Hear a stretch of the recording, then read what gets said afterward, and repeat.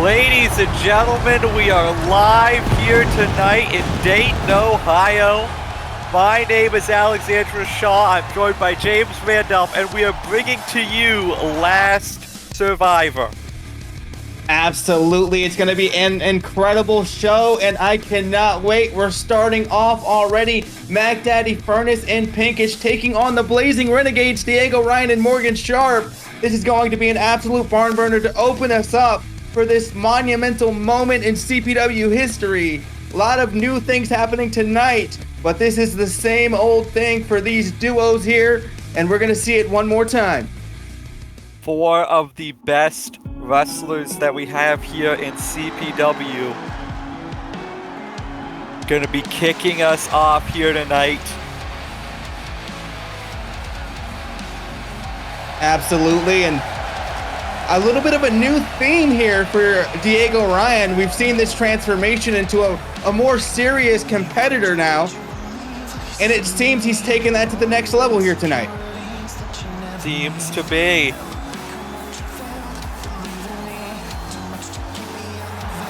And there we see, following him out, his tag team partner, Morgan Sharp.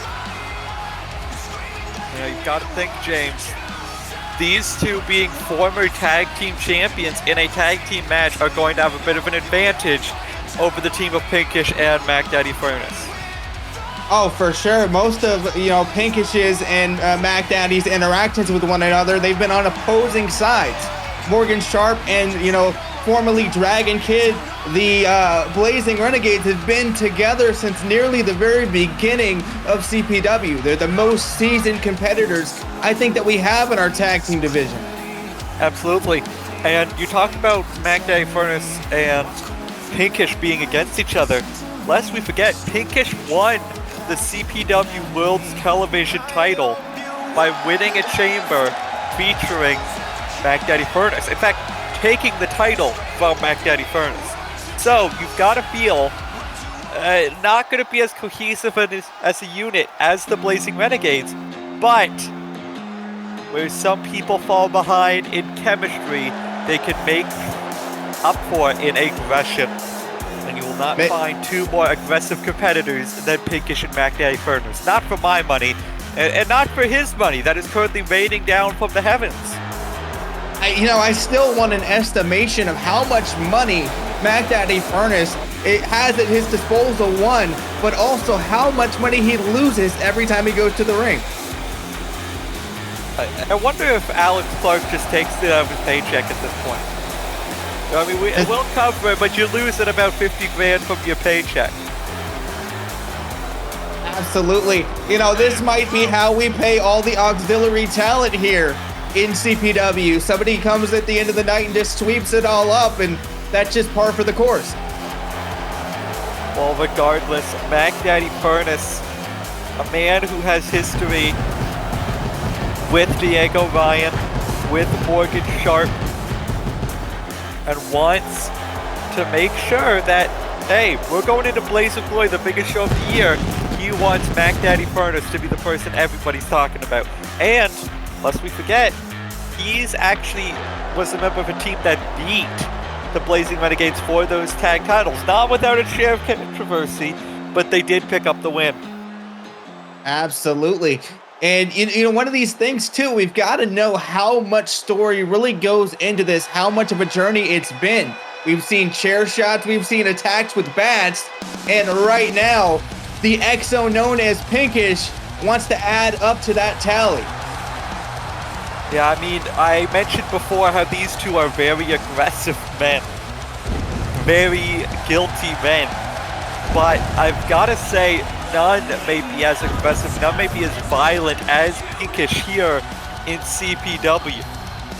After all, that match won the TV title in a 6-person steel chamber match. It's not for the faint of heart. It's not for the most technical of wrestlers. But Pinkish was the one that walked out with the victory, walked out with the championship. I think it's because he has that violent streak. Absolutely. Pinkish is a warrior. He's the last of the wolves here to speak, or so to speak. in terms of exos. He's the guardian of the tower, and now he's trying to rebuild that tower potentially with MacDaddy Furnace. Could be. And again, we're going towards Blaze of Glory. People want title shots. Could be a good chance to get in contention here tonight. 30-minute time limit. Loretta Seymour rings the bell, and this one is on its way. Morgan Sharp tries to start this one off with some strikes. Repeated kicks, and now back elbow. Morgan Sharp with the first real flurry of the match. Again going after Pinkish. He knows he's in enemy territory. He wants to take the fight to both men right away. Absolutely. When you're in that opposing corner, you want to create distance from the outside man. And you know, because sometimes that can come back to bite you if you don't do that. So Morgan's laying the groundwork. DK colliding with Loretta Seymour there. Seems to be okay. Not another Kenny Midge situation. We're seeing the frequent tags from the Blazing Renegades. You know, it could be that tag team experience there, but MacDaddy Furnace able to catch Morgan Sharp slipping. And now, MacDaddy Furnace in control. Throws Morgan Sharp into the corner. Huge lariat. And getting in the way of Pinkish there. Maybe sort of showing signs of wanting to take a bit of the glory for himself. Take a bit of the glory, showing signs of the tag team inexperience. Of course, now that we say that, Morgan Sharp in dangerous waters here as Pinkish gets tossed off the diving board by MacDaddy Furnace. Now looking to take out the hands, the fingers of Morgan Sharp. Absolutely. It's one of those things, if you take it out, you take out a large portion of the offense of any competitor. You know, every grappler uses their hands quite frequently, and that is a good strategy, especially if you don't care about playing fair for anyone to take advantage of. Absolutely, and especially with Pinkish having that touch of malice, that sleeper hold, breaking the grip is a lot harder to do when you can't grip yourself. And right now, MacDaddy Furnace taking down Morgan Sharp. Morgan Sharp needs to try and make a tag to Diego Ryan. And Mac not able to stop him. Diego gets into the match. And if you remember, it was at Final Countdown. Diego had that absolute classic with Jacob Clark. How did he get to that match? By beating MacDaddy Furnace in that world title tournament. Diego Ryan and MacDaddy Furnace have a lot of history here in this company. Absolutely, and Diego Ryan going from all the way across the ring, coast to coast. Going coast to coast, beating MacDaddy pillar to post. Diego Ryan now dragging him out of the corner, but Mac wisely rolling to the outside. Now Diego, always have time. If he can't go for Mac, he's going to go for his tag partner. Locking in that tarantula there. Just wrenching back on the arms of Pinkish. And now kicking him down to the mat. Both tag partners taken out. It's just the legal men. Wait a minute. Up and over. There we see a moment in the making. But it is not yet the makings of victory for the Blazing Renegades. No, as much as I don't want to give Mac credit, he is a fierce competitor, and he's one that's going to fight and claw his way through any matchup. Box off his breaker. This could do it. Into the cover, Morgan Sharp there, able to break it up. And that's really the trick with all of these tag team style matches. You don't just have to try and put your opponent down. You have to try and put their partner down. Incapacitate them to the point where they can't come in and break it up. Absolutely. You've got to have eyes in the back of your head. You have to have, you know, foresight to think 4 or 5 moves ahead just to make sure you have that space to get that pinfall. And there you see Pinkish stopping an attempted springboard from Diego, and now Mac laying him out with that lariat. Diego trying to make that long crawl across the ring, but gets stopped. Went for, I think, the touch of malice. That sleeper hold gets caught with the knee strike, this Pinkish. And it's interesting. We talk about, you know, Pinkish as he's getting dragged to the corner but fights out of it. We talk about Pinkish interrupting that springboard.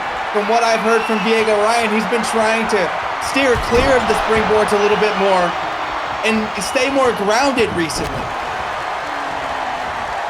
Old habits, though, they do tend to die hard as that backstabber connects from Diego Ryan, and I feel like he really needs to make a tag, but here he goes locking in a guillotine choke. But no, able to fight out of it is Pinkish.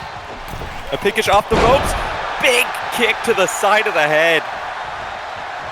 Springboard enziguri on the money there. And now Morgan Sharp gets into the ring, but might be getting dropped by Pinkish. Diego Ryan down on the outside. This is a good opportunity for both Pinkish and MacDaddy Furnace.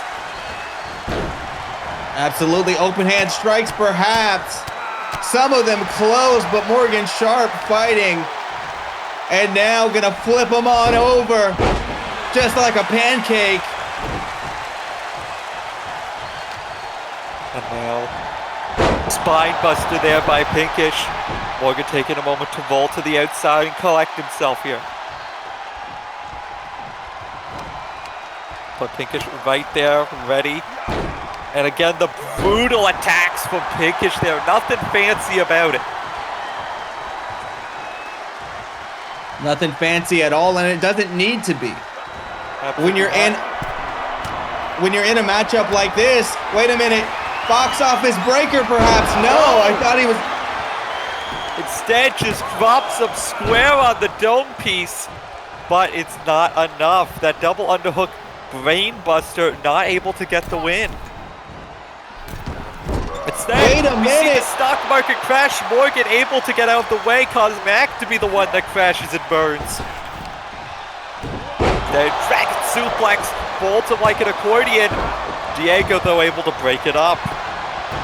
And now, gets caught, arm trapped, crossface, MacDaddy Furnace. A house of fire right now.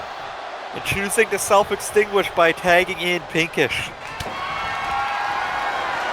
Wait a minute.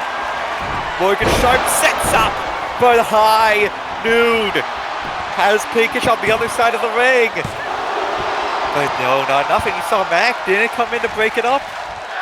Is that confidence? Is that apathy? I have no idea. But what I was going to say a moment ago was when you're in a matchup like this, when two singles feuds become a combined force on both sides to form a tag team contest, you really never know what's going to happen.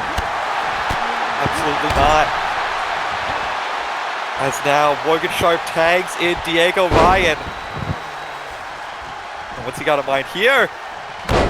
Drops him with the leg. And Diego looking to put Pinkish away. Kick to the gut, hooks both arms. Looking to draw. The ace of the deck. Into the cover, Mac breaks it up though. This time, I think fearing that Pinkish would not be able to get out. As now Pinkish has him locked up. Sunset Thunder Crash. Pulling Diego down to the mat. And we're seeing everyone start to bring out their big shots now. Yeah, both teams want to put this away, and now it's just a matter of positioning, and it's a matter of having that space to get that pin or submission. You've got to take out the outside man to create that moment. As now MacDaddy Furnace looking to fly, but Diego able to get out of the way. And where credit is due, MacDaddy Furnace is showing us some things tonight that we haven't seen from him in quite a while. Rolling elbow though from Diego shows him the mat, and now looking to lever pull that arm.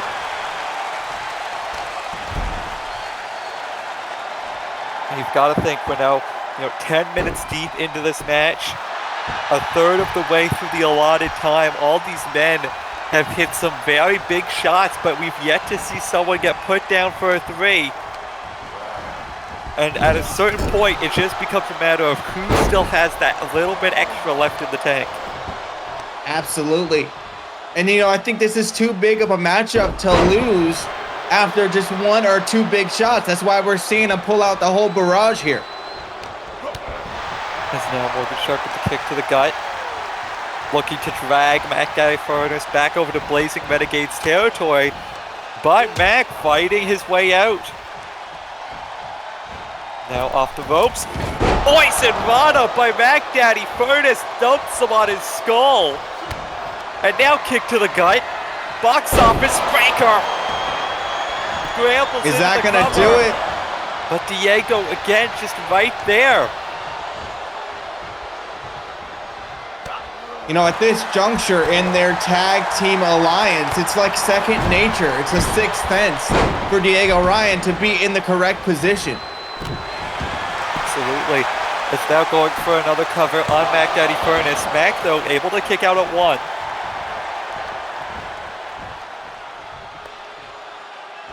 As now we see Diego come back in.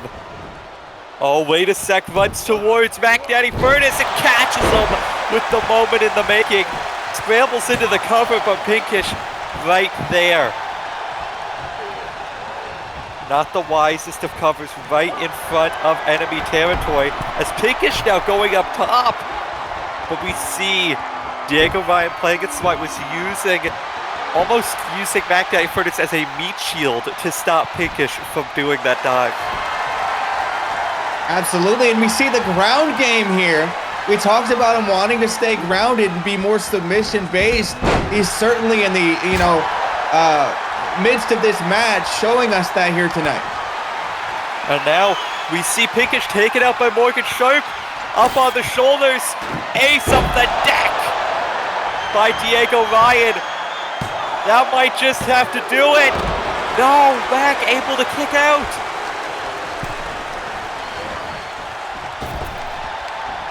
And now it's Morgan Sharp down on the outside after an attack by Pinkish. This could be their team's chance. Attacking the injured shoulder of Diego Ryan, and Morgan still down as the Luthez press connects.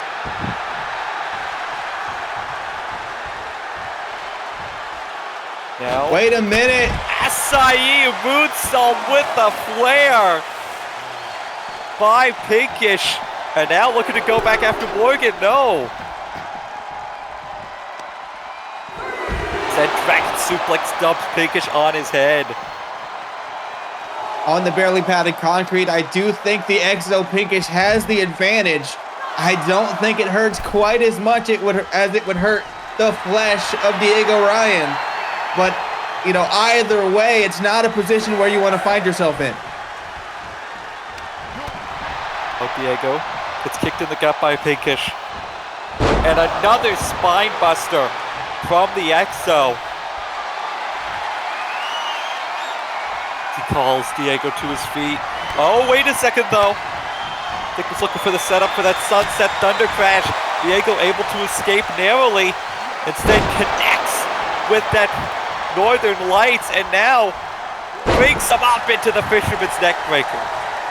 Absolutely, Pinkish going for that Sunset Thunder Crash, but the sun may be setting on this match. Now shoulder tackle from Mac, not able to knock down Morgan. Big clothesline in the corner, though. And you've got to feel MacDaddy Furnace.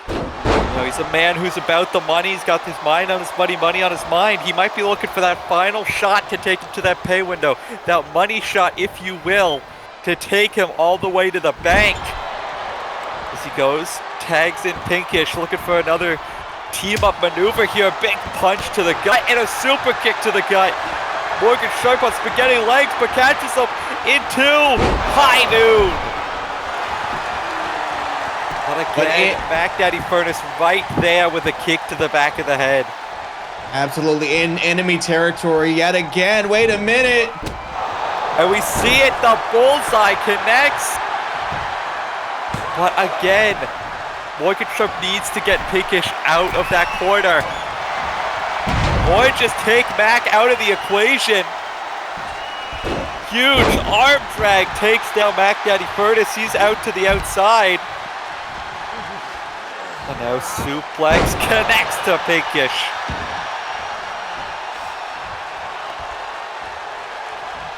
Seeking respite in the form of Diego Ryan at this point. But does Diego have the punctuation mark? He went for something there. Potentially the moment in the making. It gets caught. Huge forearm shiver. And you look at how Diego just crumbles after that. And now locking in that modified STF. Morgan Sharp, though, able to break it up. Absolutely. Side Russian leg sweep transitions into just some punches by Pinkish. Pinkish wants to put this one away now. Morgan, though, not going down without a fight.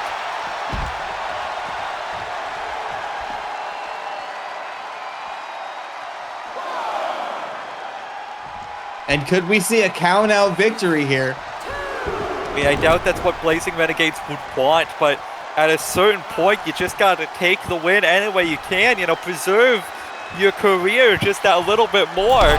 As the Tarantula locked in on MacDaddy Furnace. A kick to the head. Two men squaring off. Catches the leg. Looking for Destiny's decision. Locked in. Pinkish nowhere to go. Able to reverse the pressure and kick his way out. Kick to the gut, though. I believe MacDaddy Furnace still down on the outside. Went for the ace in the deck instead. Alabama slammer. Pinkish is too strong, too massive. And now, Sunset Thunder Crash. Into the cover, hooks that outside leg, but Morgan out of nowhere, able to break it up.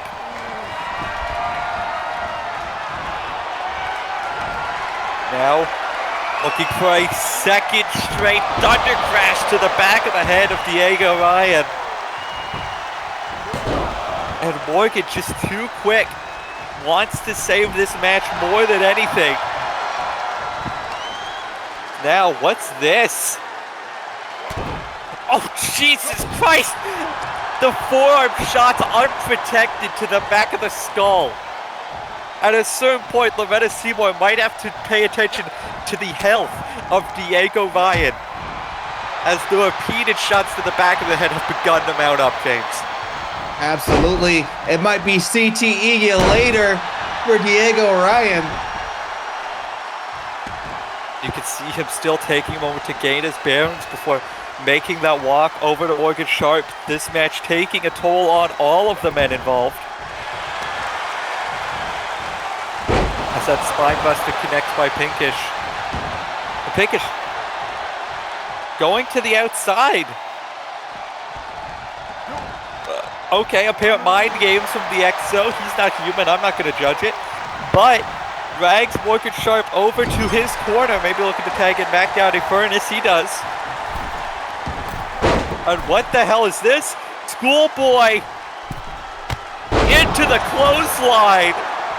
Absolutely beautiful.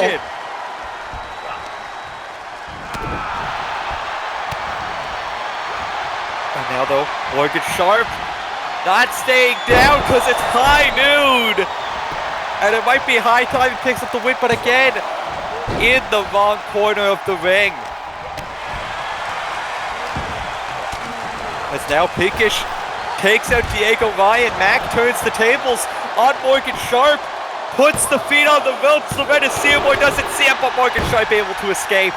Mac once more trying to win with some controversy. Instead drops Morgan Sharp right on his head as Pinkish dumps Diego on the outside. But barely rolls the shoulder over. Morgan has so little left in the tank right now as he goes to the middle rope. Stock market crash. Hooks the outside leg. And MacDaddy Furnace and Pinkish pick up the win.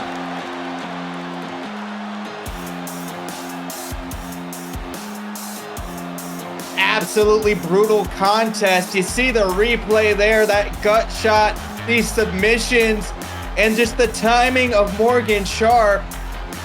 A 5-star matchup as far as I'm concerned to start us off at Last Survivor here in Dayton, Ohio. And we see Morgan helping Diego to the back. Well, the two helping each other to the back. But MacDaddy, Furnace, and Pinkish. A big win tonight, and perhaps tag team opportunity in the future. They worked well here tonight. Wouldn't be surprised to see them continue this team forward. Absolutely. Hey guys, I heard Colin called a meeting. Have you seen him?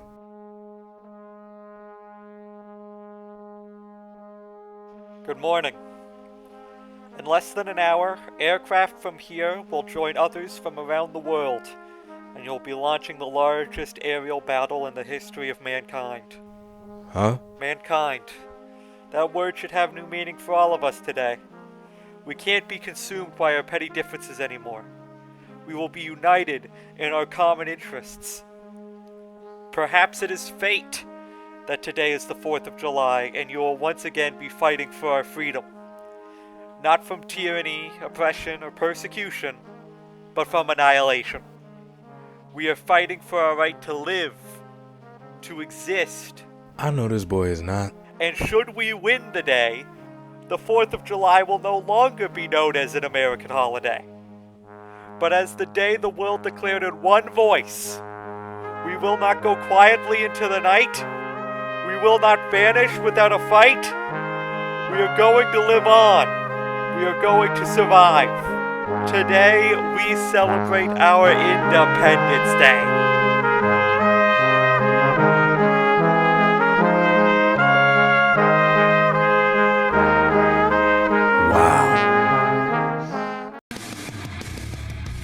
And ladies and gentlemen, I have no idea what that was, but what I do know right now is we're going to see Will Sheridan, the one true king, go one-on-one with the Lord of the Lariat, Michael Young, with Jamie Clark in his corner. This is personal. This is not business, and it's going to be an absolute chaotic match here to come. Was he allowed to do that? Is that copyrighted? I have no idea. I guess we'll see the strike when we get it.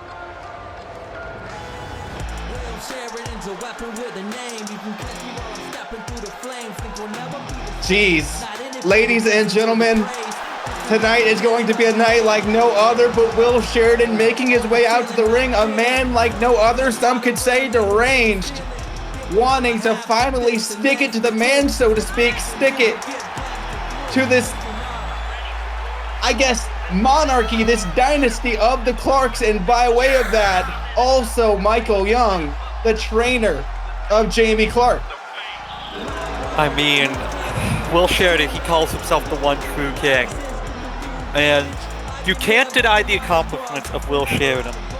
You know, he was the original owner of Covenant Pro Wrestling, the first ever CPW World's Champion. To this day, the only CPW World's Champion with 2 defenses. Jacob Clark looking to tie that record here tonight. The man's a great competitor. But the next time I have to come in here, I'm cracking skulls. This man right here. There was a time when I would sit at this commentary desk and I would tell everyone in the world he is one of the best wrestlers in the world. In fact, I would tell him he is the best wrestler in the world. Now, this is our first time seeing him in CPW in a one-on-one match. Will Sheridan is going to have his work cut out for him. Absolutely. Michael Young's pride, who knows if it's behind him or not, but Michael Young's worst is better than some people's best. And, you know, I think there's a mutual respect there, honestly, for Mike and Will Sheridan here. You know, they don't necessarily like each other, but they do recognize the accomplishments of each other. Will Sheridan might be a little bit more egotistical than Michael Young is, but I think there's something there that at least shows some semblance of respect, at least in a professional capacity. And if you want to talk about Michael Young, well, we talked earlier about Will Sheridan, how he's the influence behind CPW even being around.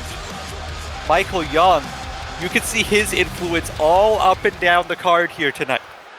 After all, trained Colin Prince, trained Selena Adams, trained Jamie Clark, who he has in his corner. He is a man that is as influential as he is hard-hitting, and Will Sheridan finding out just why they call him the Lord of the Lariat as this one gets started. Absolutely, and this whole fight has been about Will Sheridan's use of the 585 Lariat, and Will Sheridan has said tonight he has made a commitment to not even attempt a 585. He's going to win on his own laurels here, and he is going to do it with his own moveset. Well, I'll see if that holds up. After all, Will Sheridan, not the most moral man, but right now escapes that potential brain buster and connects with a neck breaker. Will Sheridan finally started to get into this match, and I spoke too soon. Absolutely saw him trying to roll through for that leg hold, but powerbomb city here. Will needs to find a way to start to neutralize the powerful offense of Michael Young. That's a good way to start. Early cover from the One True King. Only a 1 count though from Lemonade Seymour. Now, what? Michael Young hitting a poison rana. Never in my life did I think I would see that from the Lord of the Lariat, but hey, just shows how adaptable he can be as he connects with the Uranagi for a 2. Absolutely, I think some of that egotism is rubbing off. 5v5 already. In under 2 minutes, do we have a winner? Oh, Will Sheridan able to survive.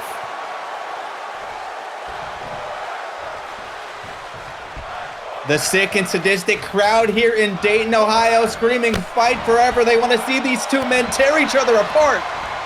Well, right now, if I could be completely honest, James, it hasn't been these two men tearing each other apart. It's been Michael Young tearing apart Will Sheridan, and he knows that he needs to get back into this match. As we see the pinfall attempt again, and again, only a 1 count.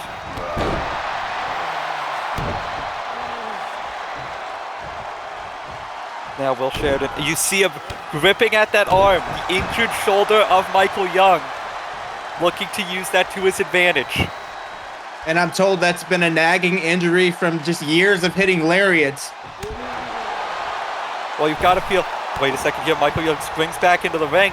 Let's say, well, you got to feel when your arm is such a deadly maneuver, people are bound to target it. So it's bound to have taken some damage over the year. Luckily though for Michael Young, he has more in his arsenal than just lariats, as we see him here off the rope, sit out powerbomb. And we talk about power. I think Michael Young is the more powerful of these two men. Another powerbomb perhaps, but no, Will Sheridan fighting out of it. He knows what's at stake here. Flame Blade. Sheridan using the speed he has. And that's really what it's going to boil down to here, is speed versus power. Absolutely, is now out the corner. Wait a second. The crown of thorns, and I think I see blood here on the monitors. Yeah, Will Sheridan making the Lord of the Lariat bleed as he goes for the buffer overflow. A second straight maneuver to Michael Young, and still able to get the shoulder off the mat. This has been a sprint since the opening bell. This is not one that's going to time limit. Absolutely not. We'll be lucky. Wait a minute, went for another crown of thorns. That was the setup there. Instead, targeting the knee of Michael Young, trying to get a submission victory. Michael so close to the ropes, but instead able to work his way out.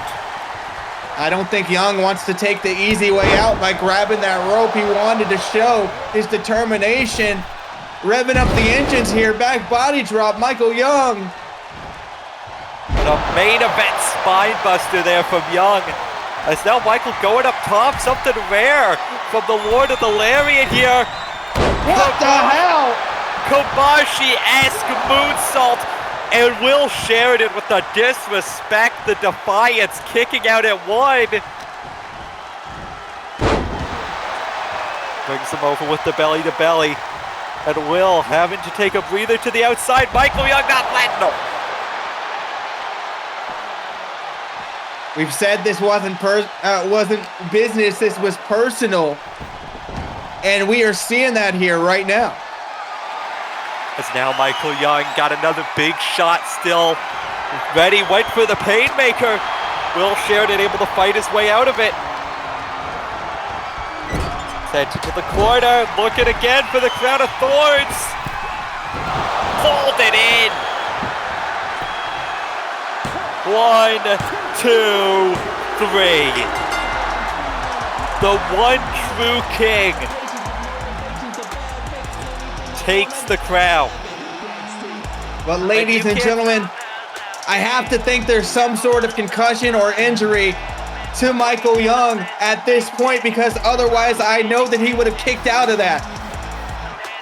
Very well could be, but also Will Sheridan proving his mettle here tonight against one of the baddest wrestlers in the world. See the disappointment on the face of Jamie Clark. And if I put my money where my mouth is, which I'm gonna, I think that this is far from over between those two. And now, we have a bit of an unscheduled matchup here. As Lauren Osborne has recently been tormented, we saw a couple weeks back her getting attacked by some masked attacker.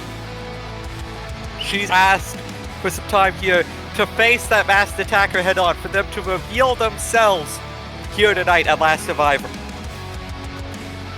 Absolutely, and I've heard that for this matchup, she's going to have her confidant Emma Barkley accompanying her to the ring. We'll see in just a moment. Well, I don't see Emma Barkley out here now.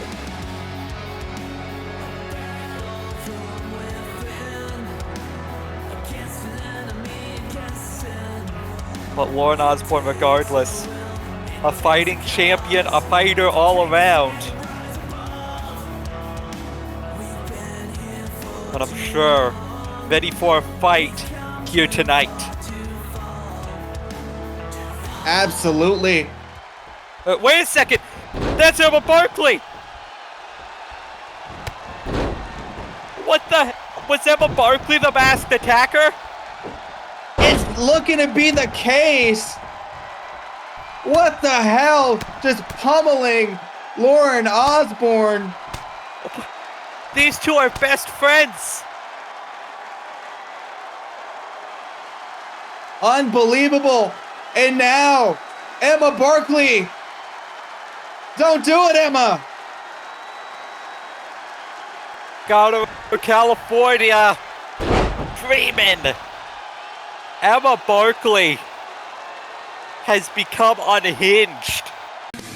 We don't know what to mean of this. We're going to get some help for Lauren Osborne as we move on.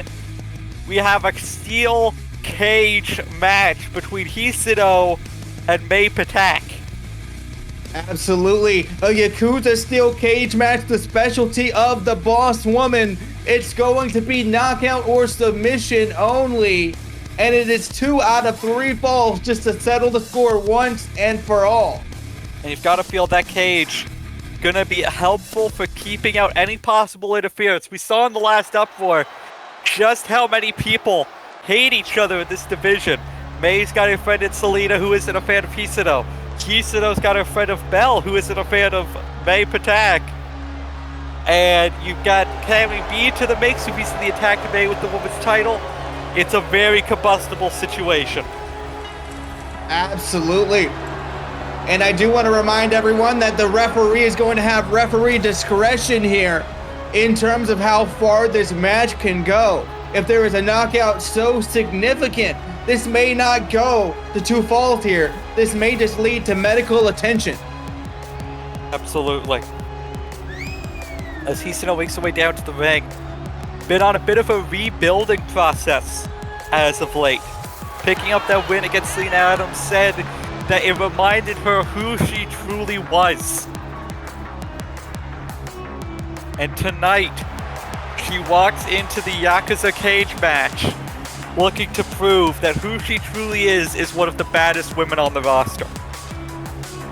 Absolutely. You know, Hisano came into this company white hot. She forced other women out of this company. Ashley Walsh was never seen again after a matchup of this type. She just left the company. Can this be the case for May Patak?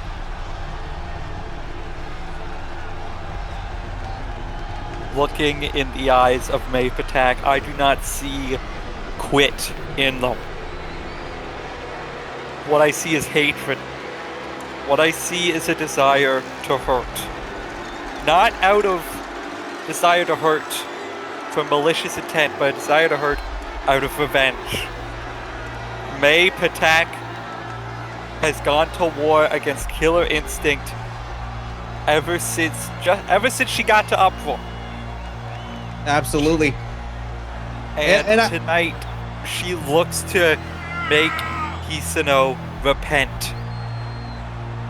I think that's one of the main things. I think, you know, as much as we want to say this is purely out of malice, I think this war that she is waging with Hisano and Killer Instinct is out of necessity. It's a moral battleground here for May Patak. She believes that she is the defender of all the tormented souls.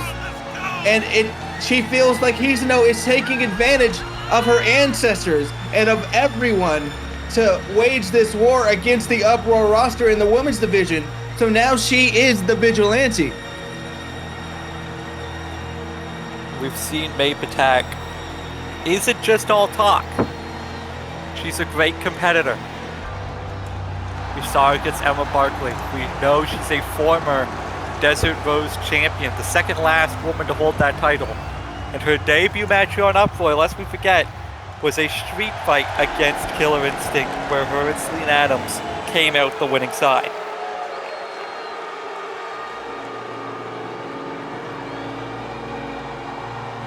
But we've never seen her on a stage such as this. We've never seen her live on pay-per-view.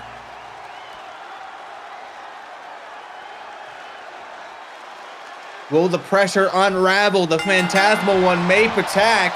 We're about to find out. Loretta Seymour on the outside here. I mean, look at how May composed as Hisano was going towards her.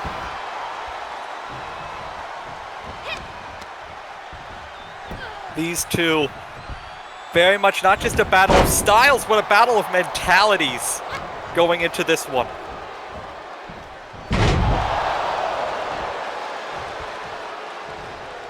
Now Hisano going to want to use her superior power in this matchup to her advantage.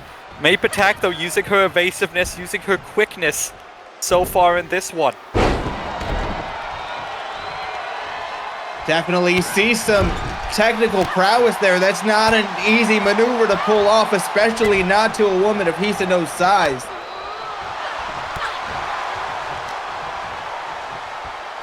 Now May Patak has Hisano up against the ropes. What's she got in mind here? Springboard drop kick. And again, 2 out of 3 falls, KO or submission only. It is up to the ref to decide what they count as a knockout or technical knockout, should it happen for the first fall. Now just pulling on that arm. That'll dislocate the shoulder there. May Patak knows it. And again, going for an early submission hold is May Patak. And Hisano able to escape.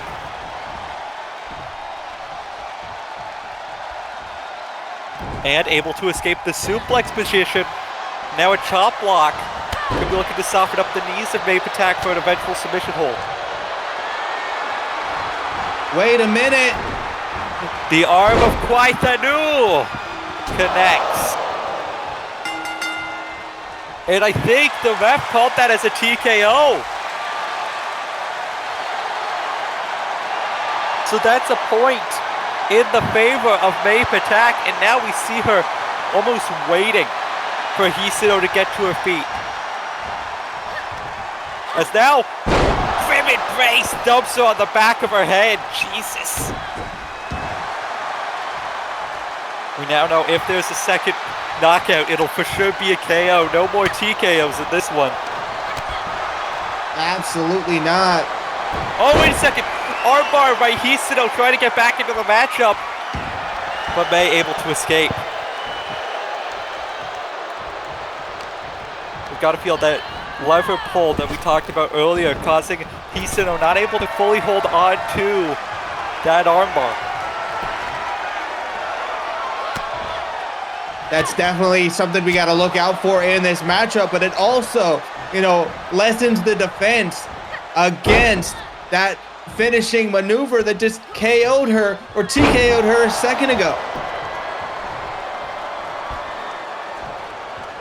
Now Heido turns around, scoops her up, drops her on her head. A version of the Shiharai connects, and now locking in a triangle choke, trying to get a submission point here. Then May Patak fighting her way out of it.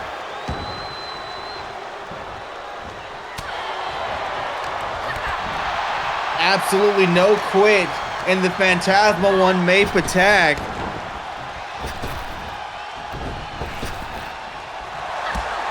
Oh, kick to the leg by Heido. Gets caught though with a lariat.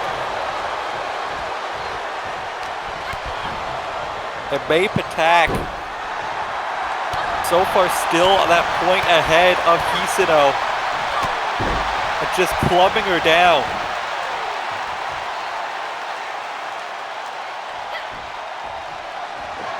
What's this? Here.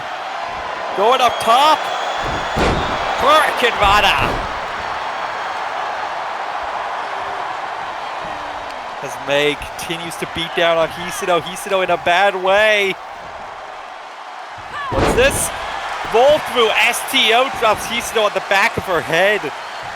And now gets lifted up. Into that open graves there. And now looking for the arm of Kwai Thanu once more. And that's it. Heido's out. Heido Unbelievable. choosing to give up after the repeated damage to the arm. She hasn't had much luck in this match type recently, the last couple of occasions where she has brought this match forth into CPW. It hasn't really gone her way.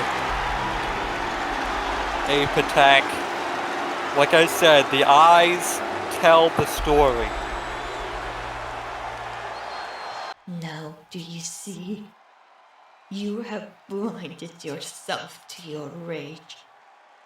Your obsession with breaking the Covenant band of warriors and appeasing those who have all but forgotten you will only lead to an endless cycle of misery, not just for yourself, but for those around you. Is this truly what you wish to condemn yourself to? Is that the kind of life those who truly cared about you would want? God damn it, May. Don't you get it?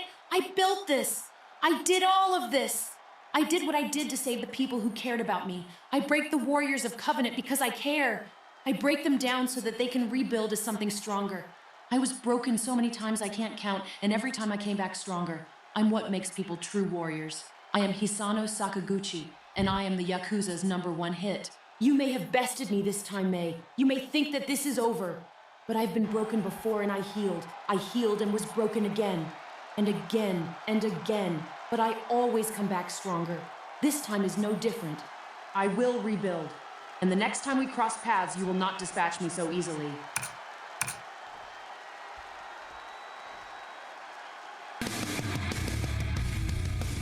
Ladies and gentlemen, Heido disappearing out of nowhere. Sorry to cut you off, Shaw. Go ahead, take it away.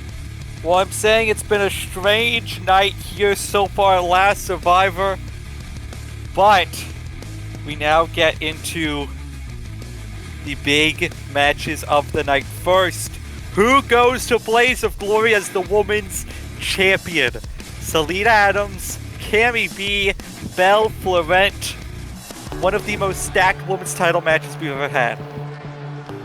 Absolutely.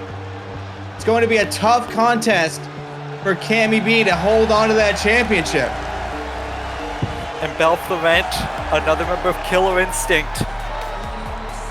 Hisano not able to get the win tonight, but Belle looking to bring gold back to the group. And there's been a lot of talk lately as about who the true, I guess, leader or the true ace of the Killer Instinct is. Some say it's Hisano, who's the boss woman. Some say it's Belle, the former champion. Who's to say? But tonight, Belle has a chance to say she's the only two-time CPW Women's Champion. And she could do it by beating Cammy B, who she's beaten before so far here in CPW. And she goes up against Selena Adams, someone she has a 2-2 record against in singles competition. Yeah, but Selena Adams is going to be a tough wall to get through here tonight. She's been on a roll. Just not even just professionally, but mentally. This is the best we've ever seen her. Aside from the eye patch. Yes, the eye patch currently over the eye of Selena Adams due to the attacks from Cammy B in the parking lot. And Selena Adams has gone on record saying she does not know if she's as good as she was before she took that hiatus from wrestling. But here tonight, she gets to fight for the top prize in the women's division, the CPW Women's World Championship. And you've got to feel if she can win that, the Selena Adams of old very well might be back, and that bodes poorly for anyone else who wants to be women's champion. Absolutely. The moment that Selena Adams gets her clutches on a women's championship, it's going to stay in her possession for quite a while. Absolutely. And we talked about how Selena currently 2-2 in singles action against Belle Florent, a rubber match of sorts. But also, ever since Ultimatum, ever since that attack from Hisano, she's been in this war with Killer Instinct, and it has led her here to this title match, standing across from Belle Florent and standing across from this woman.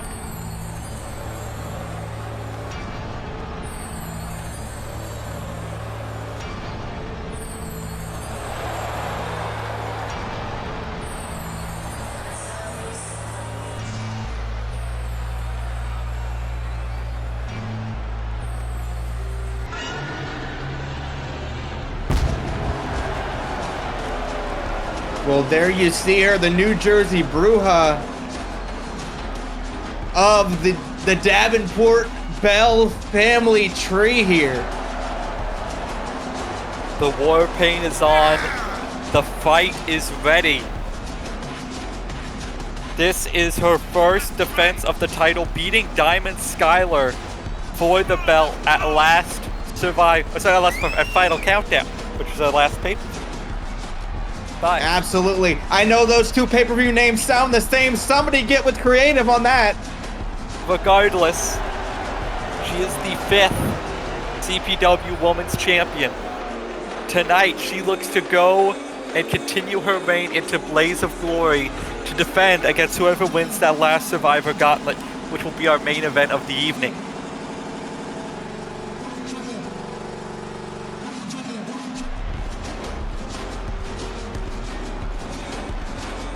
You know, Selena Adams has said she wants to hurt Cammy B more than anything.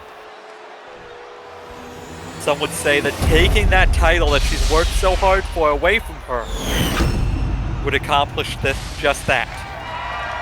As Loretta Seymour, drawing the assignment for this matchup, holds the belt up high. All three women know what this is about. All three women have been to the dance before.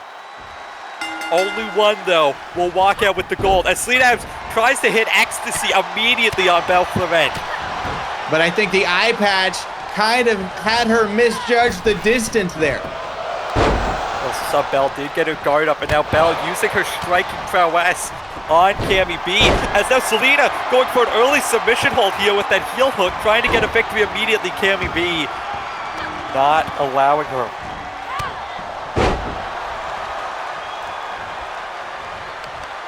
And now we're gonna see if Cammy B has what it takes, if she's a fighting champion. But you gotta feel what, Shaw? Go ahead. Well, I was about to say, you've got to feel of these three women, right?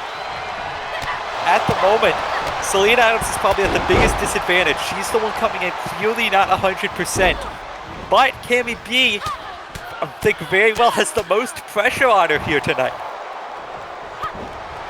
Absolutely, an almost insurmountable amount of pressure these champions feel whenever they got to put the gold on the line, and especially in a matchup like this, when you have not just one opponent, but two, it doubles it up for you. Absolutely.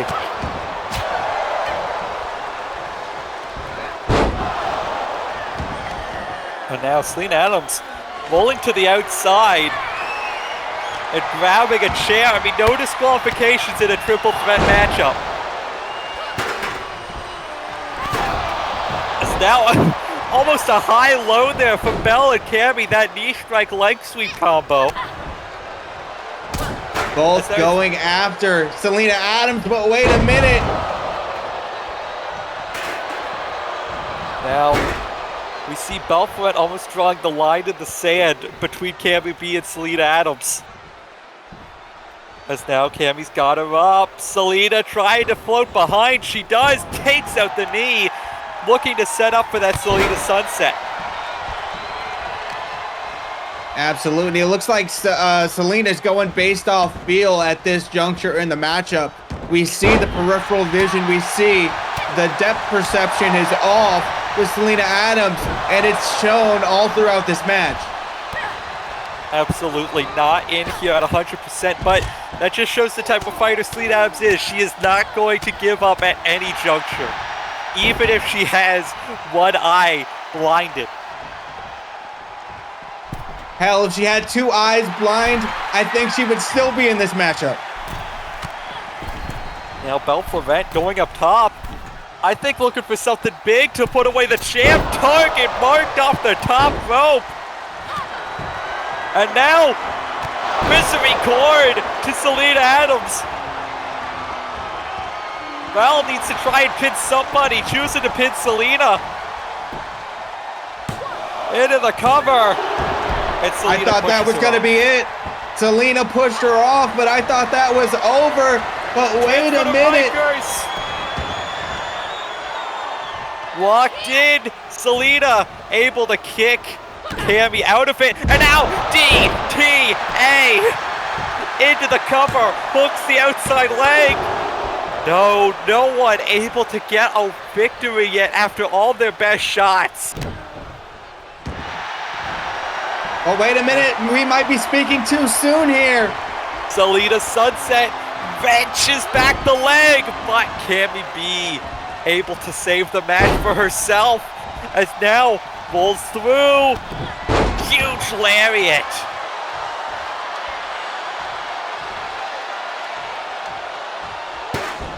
As now kicks the chair out of the hands of Cammy, does Belle, but Cammy hits that forearm. Now going into pinfall. Selena breaks it up.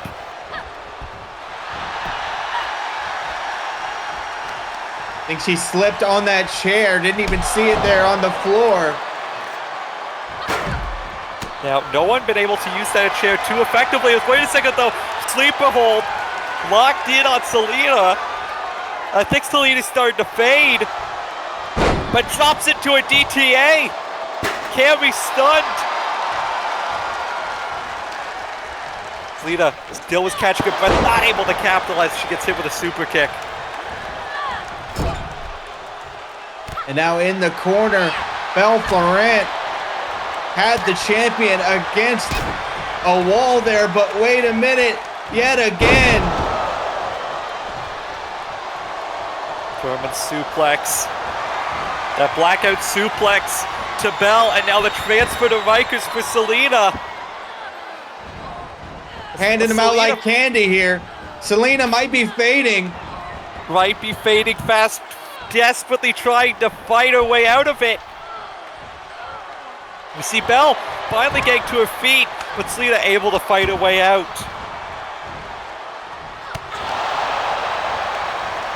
Selena sends her into the corner. Goes for ecstasy again on Bell. Bell able to get the guard up.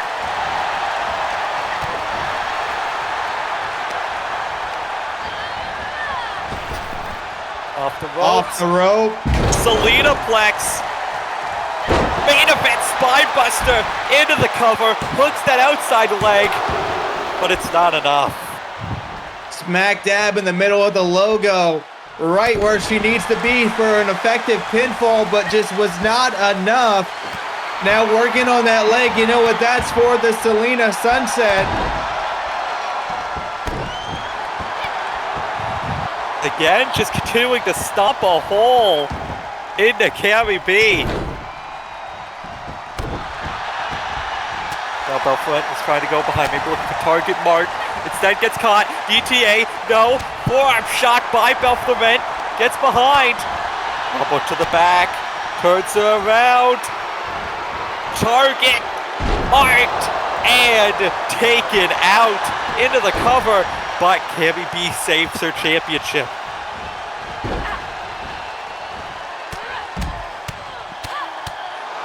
Now just ground and pound on Belfort. Nothing pretty about that. I don't know if that's the MMA experience, the juvenile justice system, but Cammy B showing us a little bit of law-breaking mayhem here tonight. As Bell immediately tries to take down Selena as Selena gets into the ring. Needs to be careful though about Cammy B, who's right there.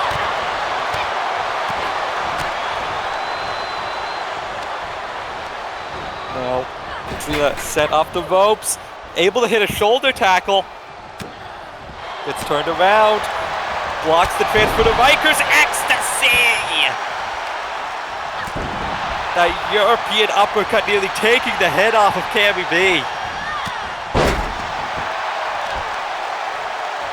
But now, knee to the head by Belfort. You see Cammy looking for more weaponry. The bat she wanted to use on Belfort on uproar once again gets stopped from using it. Wait a minute. Bell's got her up in the butcher snare. Selena able to save the match.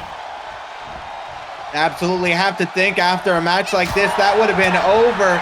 Bell showed no signs of relenting. Emerald explosion by Selena. And now another Selena Plex.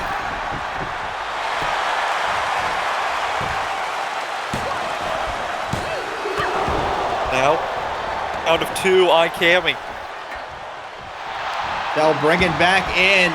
That international object, that foreign object, and colliding with Selena Adams, taking out Cammy B. And chasing the champion out of the ring. And I just saw a look at Selena's eye, I think she's out. Belfort, the new women's champion. Two-time champion Belfort. And that match as hard-hitting as it gets, but we talked all match long about Selena coming into this less than 100%. You've got to feel at the end of this, it cost her. Absolutely. It's definitely going to have a cost when you go into a match not feeling the greatest. And if she wasn't 100% before, she sure as hell isn't now. But someone that is feeling on top of the world, feeling 1,000% right now, Belfort, La Bête de Bordeaux, raising that title in victory. Acing it in victory. But speaking of titles, 3 championships on the line. The CPW tag titles, the CPW television title, and the CPW heritage title. One group will leave with 4, one will leave with none.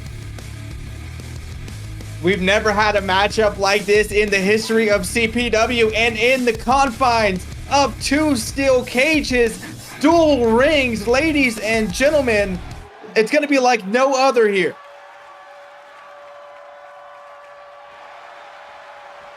And we have had to move this matchup to a different location. We're simulcasting in because it was just too dangerous for the people that wouldn't pay a little bit extra. As we see Kings Road making it their way down to the ring.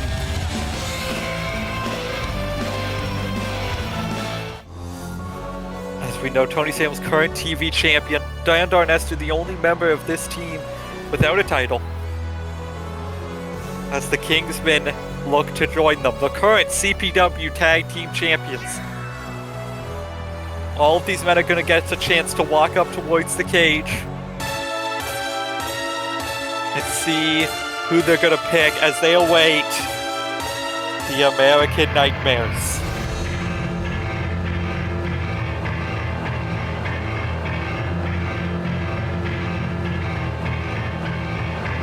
And all 4 members coming out together, and a bit of a statement here, Shaw. Absolutely. This has been the whole MO. Stronger together. It appears Johnny D is going to be starting us off on the side of the American Nightmares, the hometown boy, going up against Dan Darnester.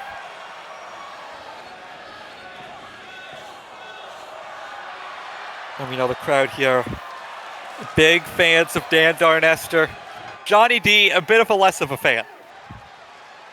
I mean, it's his hometown crowd here, so maybe he's got a few more fans than usual. So we get this one started off. Reminder, folks, this match does not officially begin until all 8 men are in the confines of the cage. One man is going to be win is by submission or surrender. Absolutely, and one man every 120 seconds is going to be released from one of those confines, those cages that you see in the background there.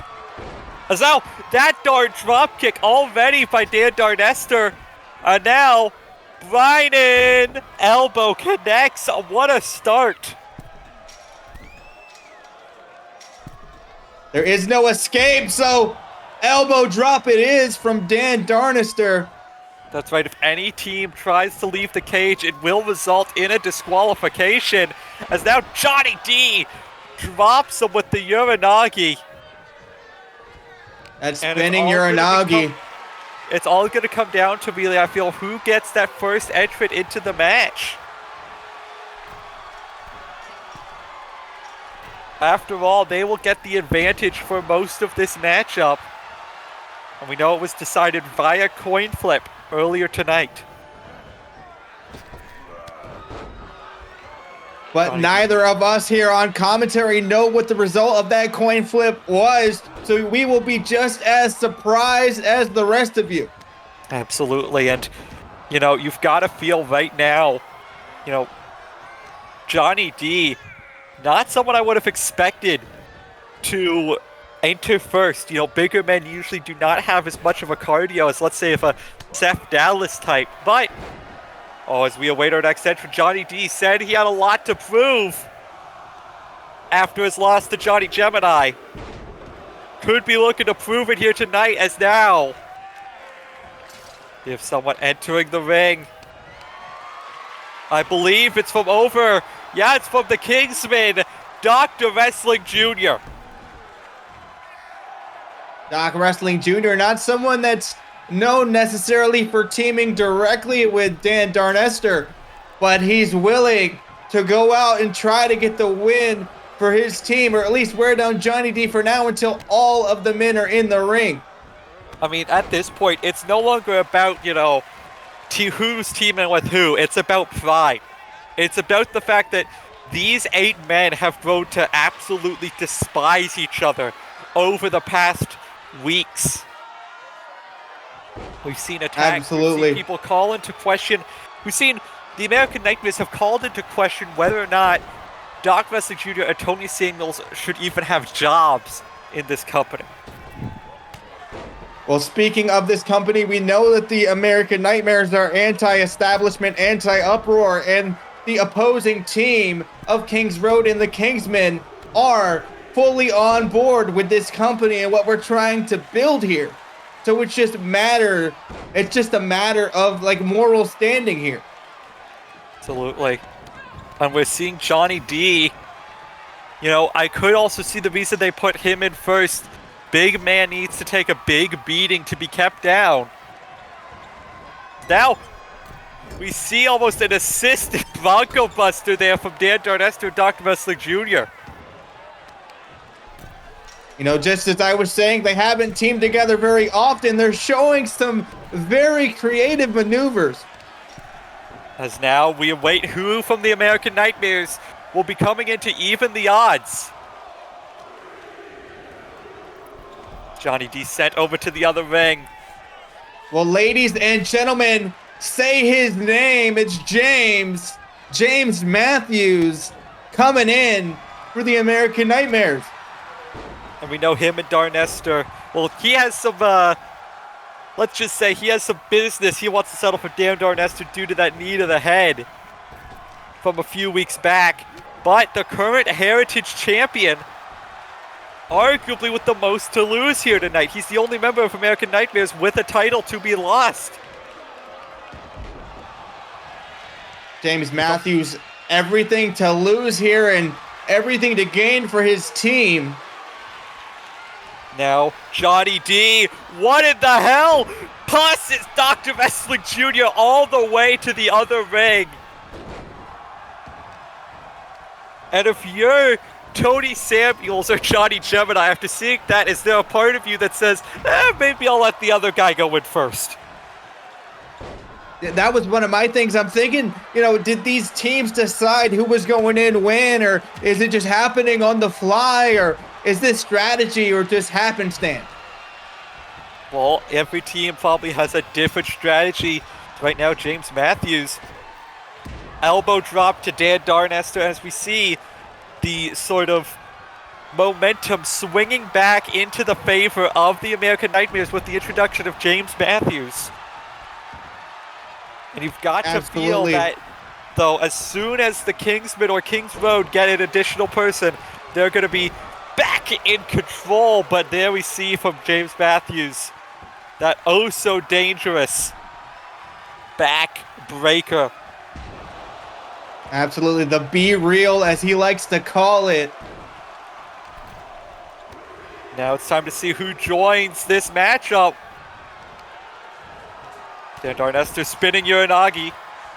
And Tony Samuels, the current TV champion, making his way down to the ring. Or maybe not, looking to get some plunder to introduce into this matchup. I guess that's the extra man he's bringing in here.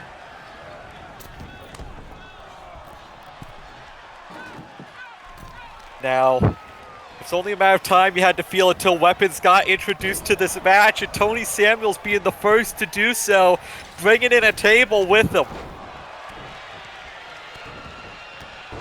Absolutely, and the action in the ring is absolutely crazy. We've got lariats going on one side, huge belly to belly, and what's Darn doing here? Went for a variation of that Darn dropkick, not quite able to get it. Instead, turns Matthews around, sleeper hold. Even if this does get a tap out or pass out here, it won't matter until all 8 men are in the ring.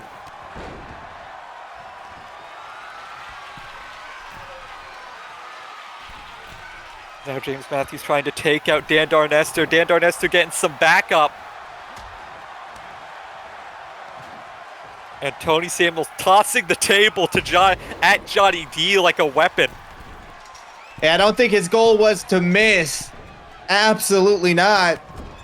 But Tony in the corner, Bulldog facebuster.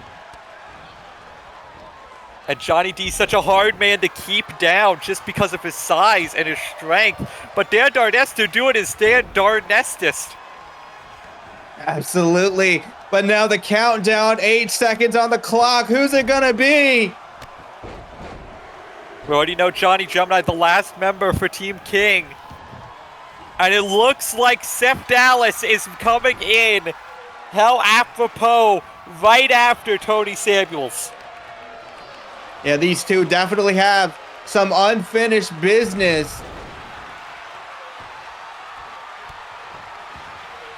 Now we are seeing American Nightmares take control.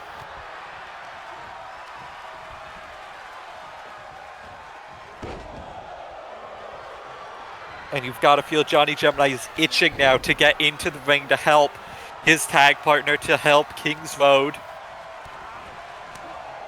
You know, the isolation that those two men in the cages must be feeling, but specifically, or more particularly for Johnny Gemini, with his team being at a disadvantage right now. Yes, right now, dueling submissions from the American Nightmares. Head scissors by James. Delayed vertical suplex. Look at the strength of Johnny D. Been here from the beginning, showing no signs of slowing down. Absolutely not. As we see a 630 coming in from off screen by James Matthews. This man is absolutely insane. As we see a running power slam now by Johnny D. Now Johnny, double foot stomp. Tony dodges disaster. Yeah, he dodged that leap caught with the neck kill. breaker. And now this matchup desperately needs some fresh blood in it. It seems like all the men in it right now are exhausted. You see Darnester in the corner. You see the Team King just being annihilated at this point, aside from Doc Wrestling Jr. Now though, German suplex to Johnny D, and now Johnny Gemini gets to make his way into the ring.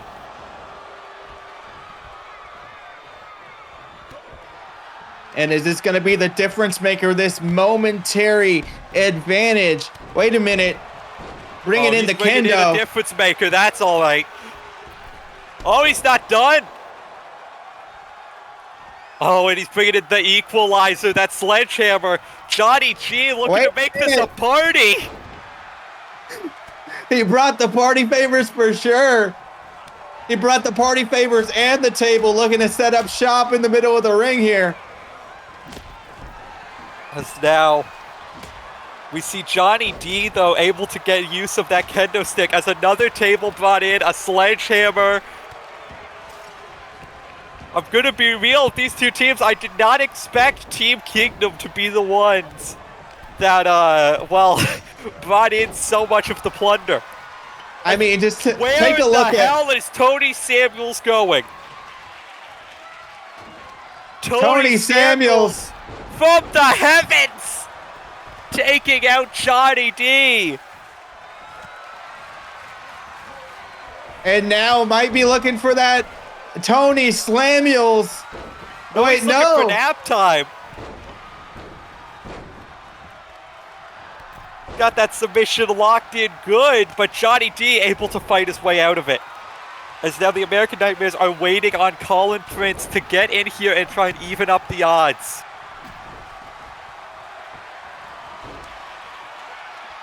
Doctor's orders. Locked in on Seth Dallas. James Matthews looking for a wrist lock.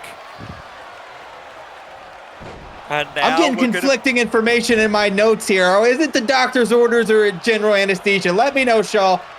Well, right now, what I do know is Colin Prince is making a beeline for that cage.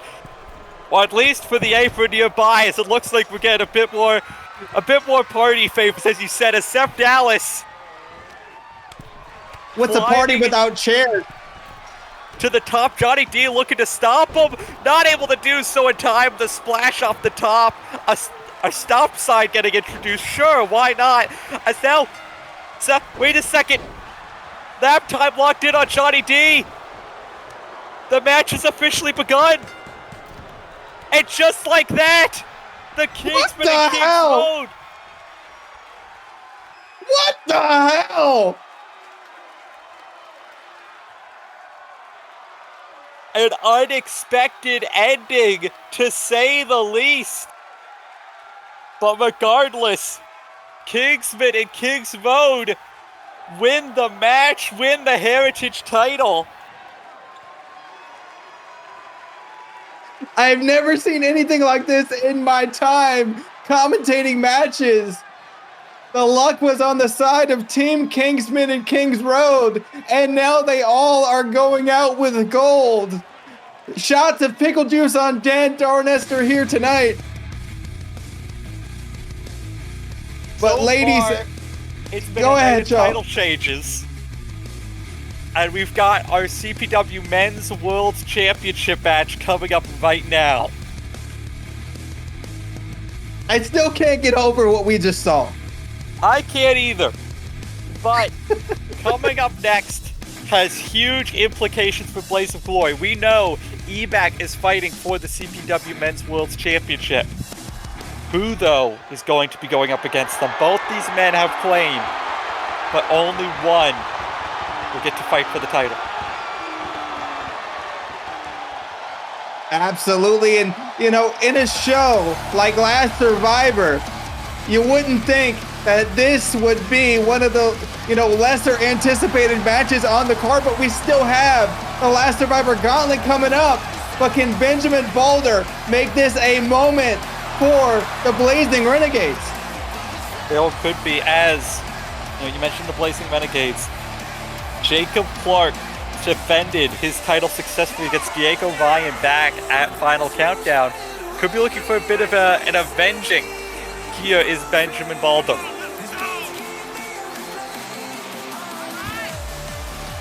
Benjamin Boulder's got the music pumping. He's feeling it himself. Got those patented sunglasses, looking like a star. But is that going to be enough?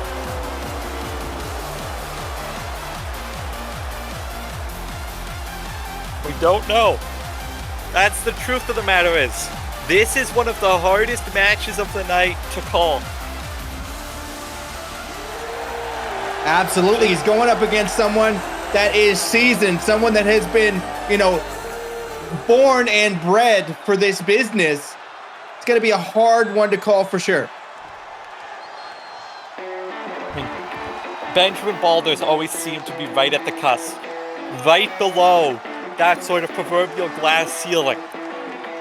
But there's one thing he has over Jacob Clark. It's a pinfall victory in singles action.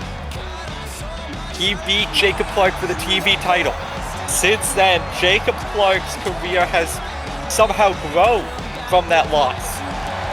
He has become the world champion, the pinnacle of this business.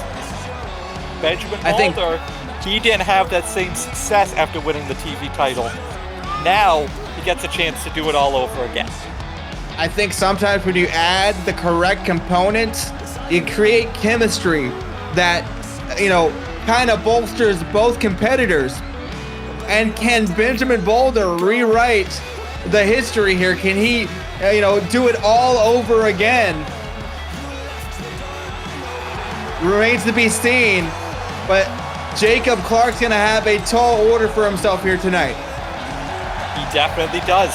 Like we said earlier, history is not on his side, but momentum surely is. Winner of this faces EBAC at the main event of CPW Blaze of Glory.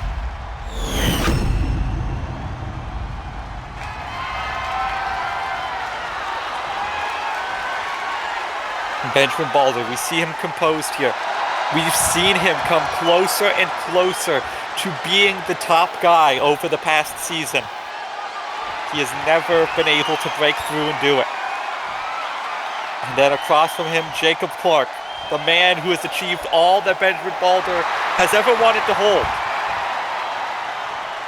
If there is ever a night for Benjamin Boulder to win the big one, it's tonight. And if there's ever a night for Jacob Clark to shut the door in his face, it's tonight. Leonard Seymour drawing the assignment. That is what is on the line, folks. The CPW Men's World Heavyweight Championship. Boulder is ready. Clark is ready. 20 minutes on the clock. Ring the bell. And Clark going hot out of the gate. Working on that back and those ribs.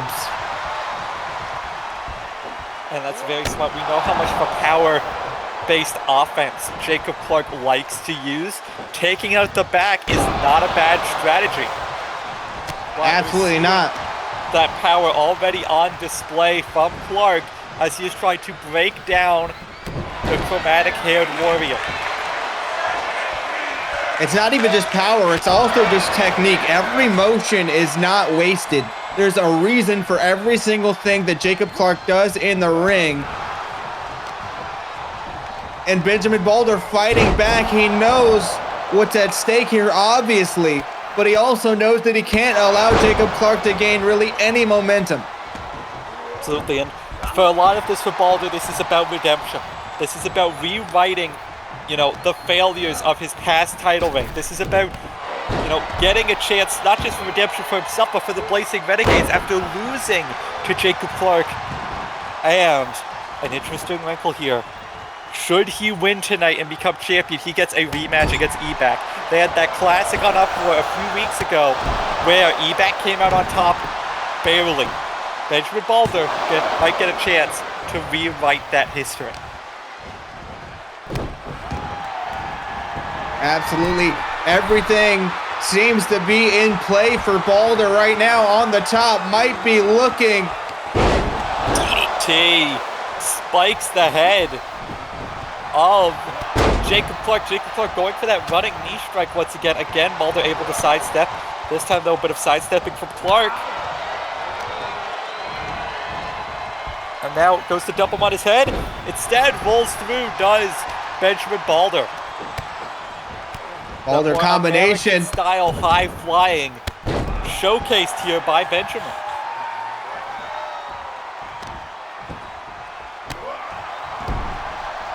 And we know that Benjamin Boulder certainly has Jacob Clark's number in the cardio game. But you look at the technique there on that counter, it's going to take a lot more than cardio to withstand someone of the caliber of Jacob Clark. Now Benjamin Boulder bash out of the springboard. But it's not enough just yet. The champ's got some fight in him. And now maybe setting up for the Rainbow Road. Down the Rainbow Road into the cover.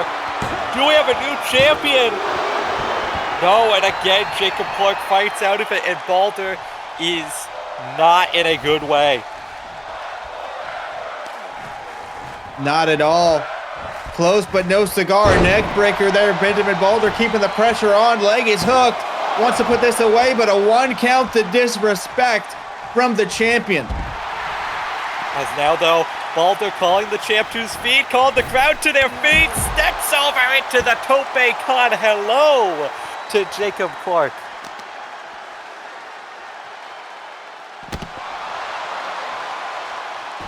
And now working on the barely padded concrete, the danger zone, as I like to call it, here in the Covenant Pro Wrestling Coliseum. Well, technically, we're in freaking Ohio right now, so what do we call this place? Ohio. As now, Benjamin Boulder goes to the top rope. Elbow drop to the back, Clark able to get out of the way. Well, while you're here in Ohio, go check out Colonel's Comics. They're in Youngstown. You won't regret it. But right now, neck breaker though from Jacob Clark as he is trying to fight his way back into this match. We've seen some serious bombs from Benjamin Boulder so far. Clark looking to return fire with that Fisherman Buster.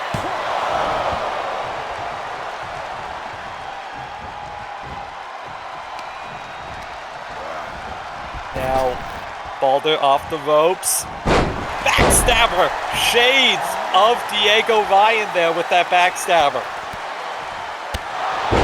Absolutely, they train together, they ride together, they do everything together. Blazing Renegades incorporating all the time parts of each other's offense. Absolutely. He's now up on the shoulders. What's Jacob Clark got in mind here? Sends him into the barricade, nearly takes the barricade with them. That's the Clark Dynasty difference right there. And a 5-8-5 to Boulder. And we're seeing Clark, this is just what he needed to get back into the match. Absolutely. Talking about a heritage of wrestling, look no further than that, incorporating all of the lineage here on the outside. Of course, we got to keep in mind the count from the ref, a 20 count here in CPW. I don't think either man truly wants this to end, though, by countout. Boulder, he wins by countout, he doesn't win the title. And Clark, if he wins by countout, well, he doesn't really beat Boulder, does he? Absolutely not. That doesn't silence Boulder. That doesn't silence any critics here. They want to win this one in the ring. Both men want to end this where it belongs. Now, these are just going back and forth repeatedly. Kick to the leg from Boulder.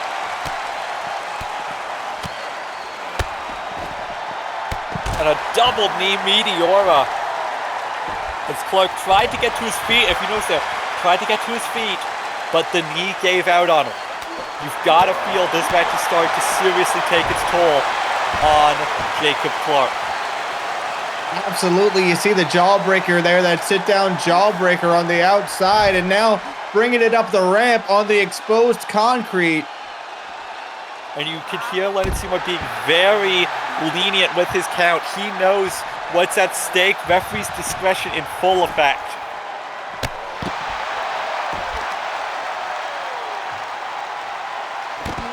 He knows neither of these men want this to end in countout. He knows none of the fans here in Dayton, Ohio want this to end in a countout. And we are seeing these two men use the outside to the best of their ability.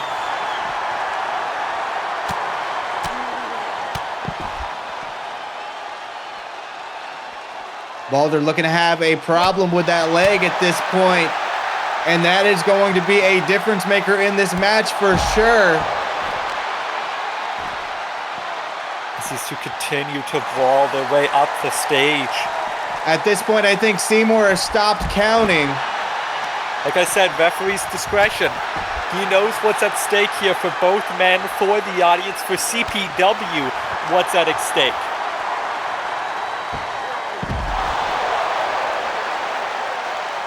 Well, what's at stake for Benjamin Boulder right now is potentially a body bag if he doesn't find a way back in the ring.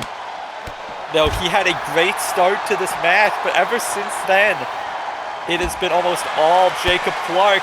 Now though on the outside, poison rotted on the unprotected concrete. And that'll scramble an egg for sure.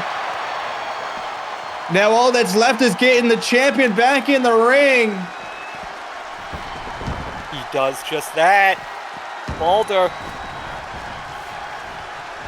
gets into the ring. Might be taking a little bit too much time here. I think was taking a time just to recollect himself. As now, elbow drop to the back, finally hits it. We've seen Boulder working on that back from the beginning. Moonwalking here. Moonwalking, trash talking, taking out the spinal column. But a lariat from Clark gets him back in the match. And now, calling Boulder up to his feet. Looking for the ticket. Oh, wait a minute. Oh, Boulder fighting. Tickets to your Clown Falls that no admission. Benjamin Boulder fighting his way out of it. Headbutt there. And just the power game of Jacob Clark. Insurmountable here. Going for it again. This time hits it. Center of the ring, Leonard Seymour in perfect position. But Benjamin Boulder kicks out. Benjamin Boulder. Sorry for my vulgarness here, showing his balls here in Dayton, Ohio.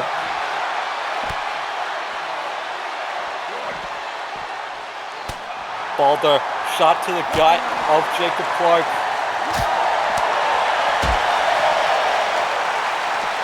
Is now sends Boulder into the ring. And Clark, notice, moving a bit more gingerly now after the damage done to the back. Oh yeah, the pacing is definitely slowed down, but commentators curse there. Insiguri. Wait a minute, Boulder going up. I think he's calling for a ride. Rainbow Road connects to Clark, hooks the Is this outside it? leg. Seymour in perfect position. We have a new world champion. Holy crap, Benjamin Boulder has done it. He has risen. He has become the champion of the men's division here in CPW. Unbelievable. Ladies and gentlemen, do you believe that fate can be altered? What was looking like a surefire Jacob Clark evac showdown for that world title, Benjamin Boulder has rewritten his fate, has rewritten his past, and now, at Blaze of Glory, he gets a chance at redemption to do it all again, to do it the right way, to be a world's champion. Absolutely, Blaze of Glory looking like the story of the underdogs, but right now, the story of the night, the Gauntlet match, the Last Survivor Gauntlet, including all of these women here, all of the stakes here. Tell me about it, Shaw. So how Survivor Gauntlet's gonna work, it's a traditional Gauntlet style match. 2 women will enter the ring. They will fight until one picks up a victory. Then the loser will leave, and the winner will have to fight the next opponent. This will continue until all 5 women have been in the ring and only one is left standing. And it looks like we have our first entrant. Diamond Skylar, no stranger to title gold here. Now the 4th of the CPW Women's Champions, Diamond Skylar, entering this match first. And you've got to feel that's almost agreeable for Diamond Skylar after people have called into question the legitimacy of her title reign, whether or not it was a fluke or not. You've got to feel tonight, if she wins here tonight and then goes on to become champion, there's no fluke there.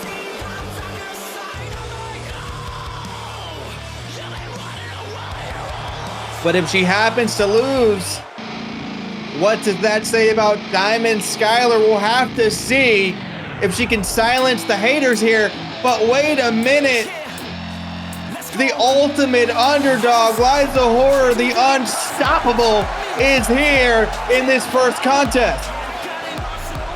And here's an interesting wrinkle for us here tonight.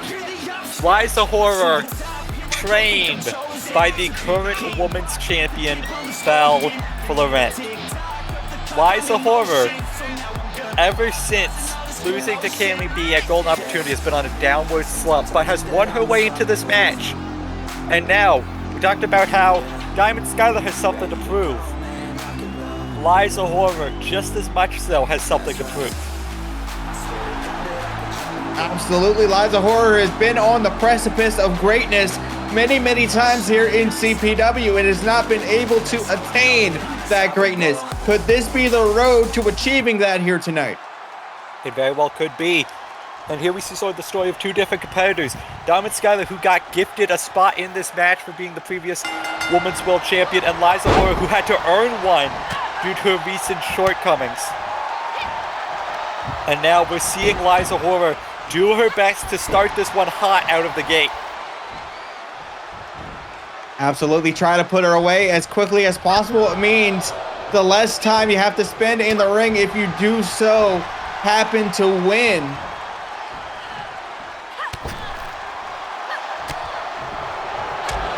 Now, Diamond Skylar punch right to the jaw of Liza. These two just sort of standing and banging right now. Absolutely. Counter here by Liza. Jack in the jaw a little bit of Diamond Skylar. But Diamond bringing the Sarasota hardcore here to Dayton, Ohio. Now Liza spinning heel kick to Diamond Skylar. And now calling Diamond to her feet on the outside. I think Liza might be looking to fly. Going crazy with that dive. Liza Horror. Not sure if it's best to be taking those types of risks this early at the Gauntlet, but hey, a win over a former Women's World Champion is a win nonetheless. Absolutely. Caller flies the Horror with that one, jumping over those ropes, but there is no reward without the risk. And now we see that risk may not pay off. Pile driven directly into the barely padded concrete right there next to the Turkish announce table. And here's the thing, if we see a double count out there, it's up to the next two participants, whoever those two may be. As now that we see that lariat from Diamond Skylar, not enough to keep down Liza Horror just yet. Not enough just yet, the student of the Ryan family dungeon, but wait a minute. Looking for the sinister skyline connecting. But not enough.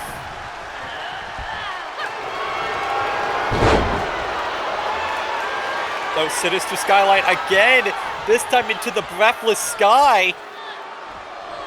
Liza Horror in a bad way, and he's trying to kick those feet over towards the ropes. Instead, though, verses around, able to escape. But you gotta think, those maneuvers that were pulled off by Diamond Skylar have done their fair share to wear down Liza Horror. Now we see from Liza, the Prodigy driver, not enough.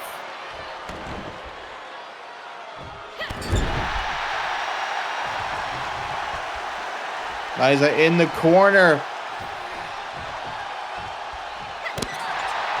Boot to the neck. Yeah, stomping out Diamond Skylar right now. It's Liza. Has her set up. Red letter. Hooks Don't need leg. to check the postage. Let's go. But only a 2. Not able to stamp her way to the next part of the Gauntlet. Now, off the ropes, goes for that Inzagiri, not quite able to get it. Then snaps back the legs, does Diamond Skylar, continuing to try and wear down Liza Horror.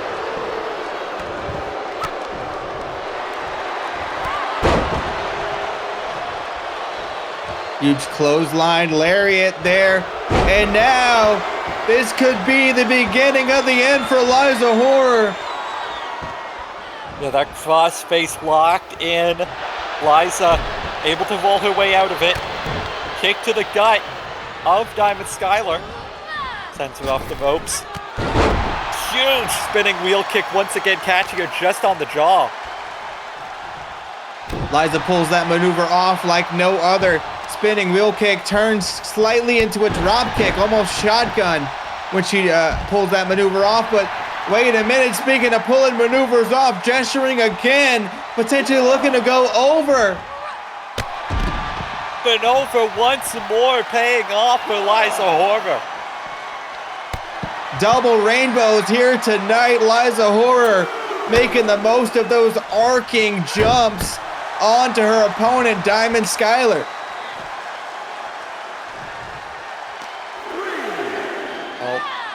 Liza sends Diamond into the ring.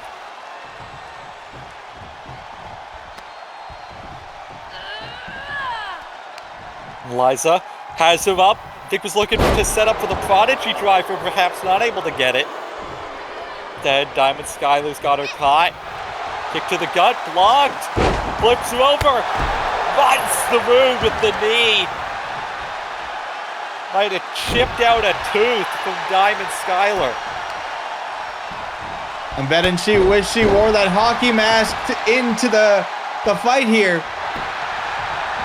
Now cover after all this from Liza. Only 2.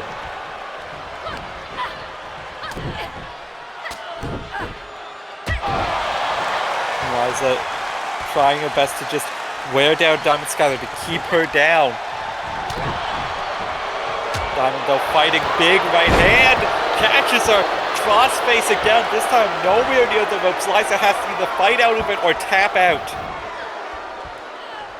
It's not looking good for Liza here, but she's able to fight out of it. Now a sinister skyline from Liza Horror as she goes up top.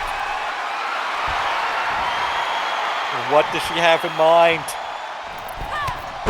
Meteora from the top rope into the cover to move on to the next round. No, only 2. How much more can either of these women take? Uh-oh, pile driver from Skylar into the cover. Only a 2. Unbelievable. These 2 women tonight have been a blur of red and black. Not slowing down anytime soon. Wait a minute. Diamond Skylar going for the sinister skyline.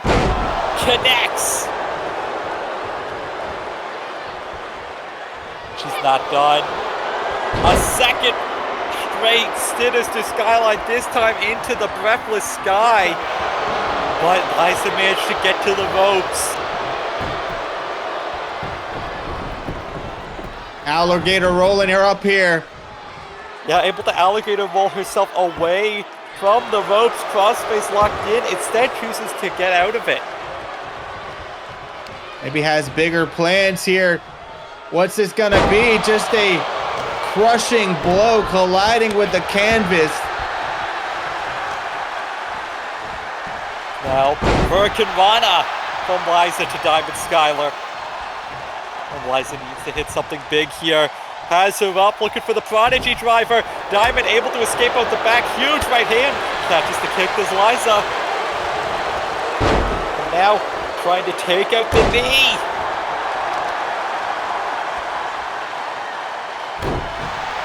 If your opponent can't stand, she's that much closer to getting pinned. Good strategy here.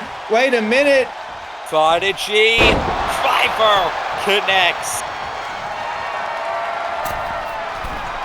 But she's not done. Connects with that Prodigy foot stop, the PFS for the 1, 2, 3. Liza Horror moves on to the next round of the Gauntlet. But she's not going to have much time as Jasmine Caffey, hereforth known as Jack Caffey the Blackjack, making her way to the ring. Caffey. Not who Liza wants to see walking down that ramp. Although, very, very nice person. Met them outside of wrestling. Very imposing figure. Has probably a head over Liza Horror in height. Liza is going to have a difficult time against Jasmine as she goes into immediate Northern Lights. Able to get a 2 though. Absolutely. Some people in wrestling break the mold and some people are the mold. And I believe that, Jack Caffey is a little bit of both. She is the mold that every professional wrestler in the women's division wants to be. She's got the strength, she's got the speed, got the technique. And right now in this matchup, she's got the advantage of being kind of unknown in CPW at this point. And you've got to feel, going into Blaze of Glory, imagine that scene, the first CPW Women's Champion going up against, a relative newcomer to CPW. Imagine what kind of statement that would make for Caffey if she was to go all the way with that. Absolutely, and Caffey with the gut wrench throw there.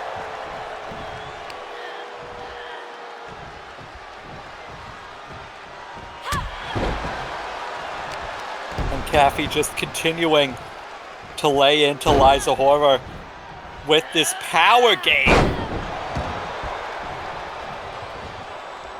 You know, early in her career, I believe that Kathy was a little bit more high flying, and now she's a little bit more power. Definitely a reconfiguration of her repertoire here as she comes into CPW. Absolutely, and Liza trying to get a quick win. She knows what just happened with Skylar. She does not want to have this match go a long time, especially because if she beats Kathy, she still has 2 other opponents after this. Absolutely, and they're all seasoned competitors that have been in the spot that she wants to get to. Absolutely.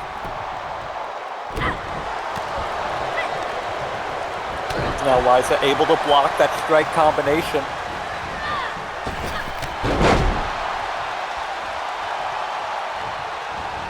And Liza looking to fly once more. Triple Really rainbow tonight. Nearly flew out of the building. Nearly flew into the fans. That was nearly a lawsuit on Alex Clark's hands. She's just giving the people what they pay for. Well, regardless, right now, calling Kathy to their feet. Looking for that drop, that cartwheel. Pele hits it, goes into the cover. Only a 2. And you can definitely see the desperation there in that kick out, but also the desperation on the part of Liza Horror trying to put this one away way sooner than the previous outing. You see the Prodigy foot stomp, not able to land it. Liza able to get in some quick strikes. Gets caught though. Oh, went behind did Kathy. We're just looking for the PGK there. Instead gets caught on the shoulders of Liza. Prodigy driver. And not done. Immediately picks it back up. Signed, sealed, delivered. The red letter. And Liza Horror able to move on to the next round of the Gauntlet. Oh no. The Queen of Screams has arrived. Well, and here's the thing. You know, Kathy, a newcomer, you know, you could definitely chalk up to first big show pressure, you know, the jitters. Absolutely. Marilyn Myers, former women's champion, has been here before. And we know she's beaten Belle Florent before. And Liza coming out of the gate looking for the neck breaker. Marilyn Myers able to block it. Gotta give it to Liza. She has not tried to slow down so far in this Gauntlet. Yeah, you can definitely see the effects of just the exasperation here. But Liza not trying to slow down at all. Drop kick, beautiful. Well, I think Liza knows. Wait a second, Prodigy driver already? No, Ushikaroshi to Marilyn Myers. But Liza Horror, I think she realized, you know, after Diamond Skylar, okay, I've got 3 other people after this. She needs to end these matches quick. Absolutely. Now though, drop toe hold, we saw her go for that in the previous match against Kathy. And Myers had it scouted.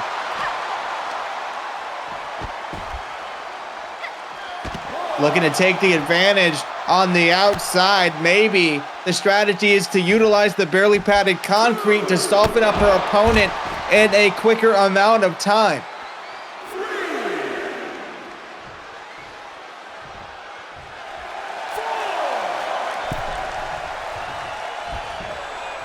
It appears that Liza wants to end this one in the ring, actually calling for Myers to get back in there. Yeah. Well, give it to Liza. So far, she's been able to keep it even against the former women's champion, but you can see how it's taking her a little bit longer to get to her feet every time she's knocked down as the backstabber connects to Liza, and that might just do it. The spine splitter, not able to pick up the win just yet. Is now, though, has her hooked up. Twisted Fantasy might just end the fairy tale of Liza Horror in this gauntlet. No! It has still got a couple more grades in that hourglass. Now Liza went for a chop, instead gets caught with the Quinn shot. Now Liza able to duck behind, goes Dragon Suplex instead, reverse DDT position.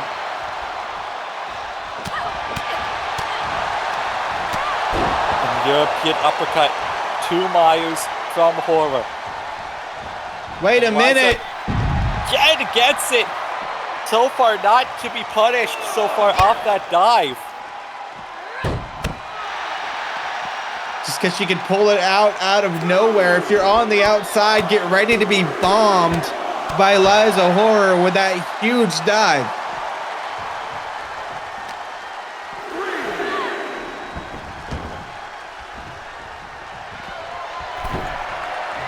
Liza going up top. Elbow drop misses. And that could be Myers' chance to put this one away. DDT. Viking Liza goes into the cover. And Liza still showing some signs of fight.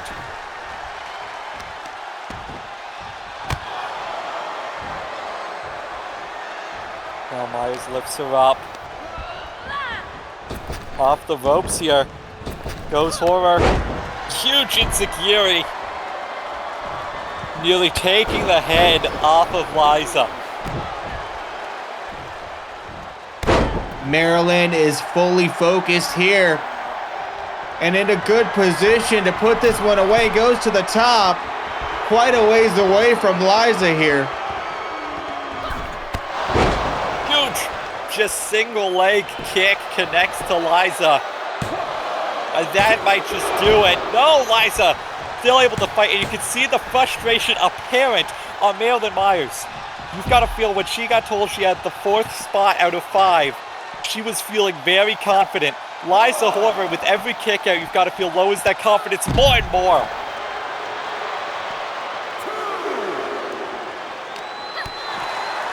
And now on the outside, the wasteland here in Ohio. Marilyn Myers getting a taste of that barricade. Liza gets into the ring. Now we see, gives the clap to Marilyn Myers. Side Russian leg sweep. Takes it to the ground. Myers rocked. Dragon screw leg whip into just a slam.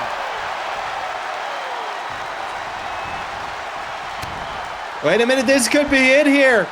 Got him up for the Prodigy driver. Myers able to escape though. Reverse DDT.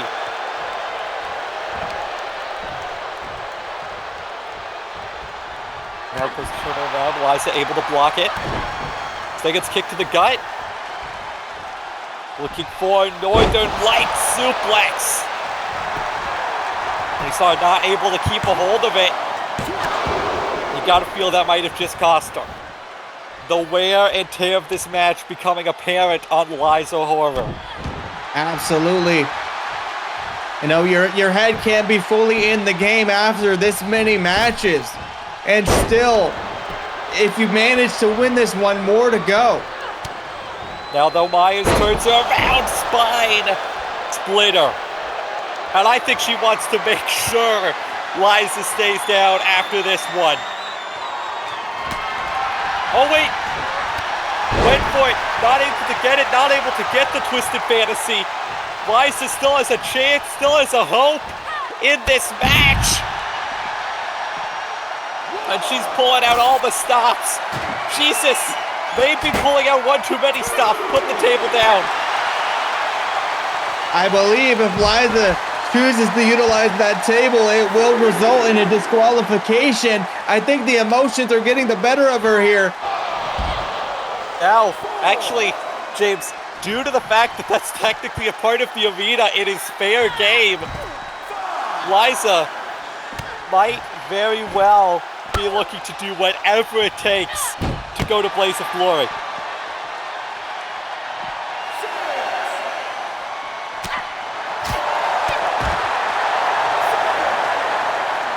These two women about to knock over our water bottles here at the announce table. But bringing it back in the ring. Neck breaker there. And now Marilyn Myers trying to put this one away. Inzagiri, the Shining Wizard. And now lifts up Liza. And we just see their guillotine choke trying to make Liza pass out. Liza holding on somehow. Any fight she might have left, but she's fading. Wait a second here. Able to break the hold. Bridge is over and escapes somehow. Takes a step back.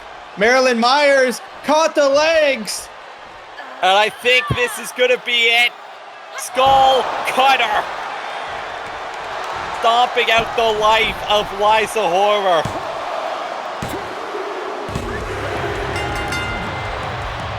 And Marilyn Myers. picks up the win.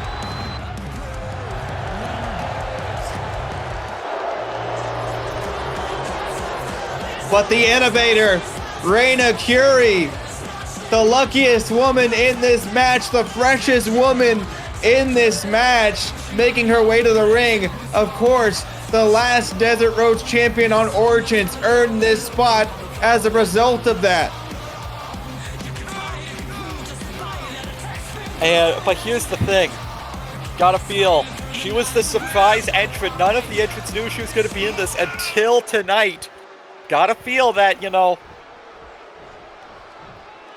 she is the wild card of this.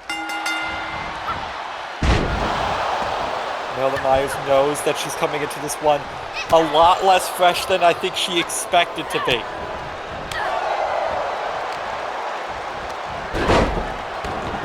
Well, if she has any of Liza Horror's luck, she might not need to worry so much about that. We've seen crazier things happen tonight. Splash off the top, leg hooked. 2 count already. Not even 30 seconds into this match, already looking good for Myers. It is, and we've seen, though, same with Liza, going out of the gate strong, especially when you know you're coming in with a bit of damage. Listen, if you don't give your opponent a chance to capitalize on the damage that's been inflicted, then they won't be able to do so. But, you know, a back kick there sends Myers down on the concrete, and that story may have passed. It's now 20 minutes on the clock here, our main event. One of these women will go on to Blaze of Glory to face Belle Florent. Will it be Marilyn Myers, the woman who beat her to end her first reign? Or will it be this one right here, Reina Curie, the final Desert Rose champion versus the first CPW Women's Champion?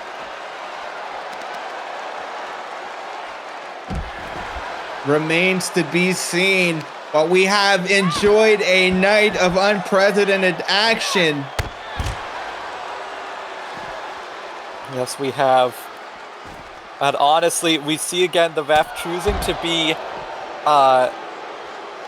to use their discretion with the count. He knows this is the main event of the night, does not want it to end in double countout.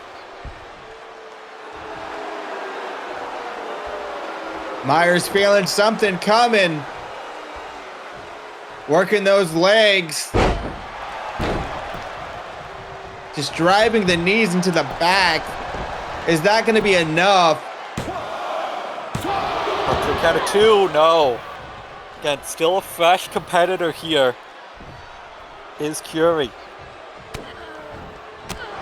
Now, I think was looking for the spine splitter, not able to get it. And now gets lifted up, brainbuster position. Dropped with the Steiner screwdriver. But only a 2. Jawbreaker from Maryland trying to keep Reina from getting too much of an advantage here. Absolutely, and a neck breaker perhaps.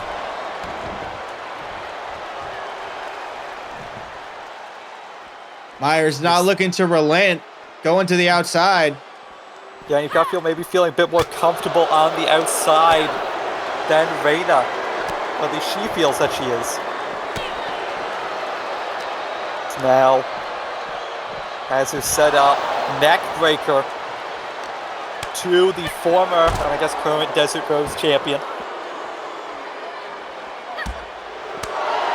But will she be able to trade that title in come Blaze of Glory if she happens to win this match?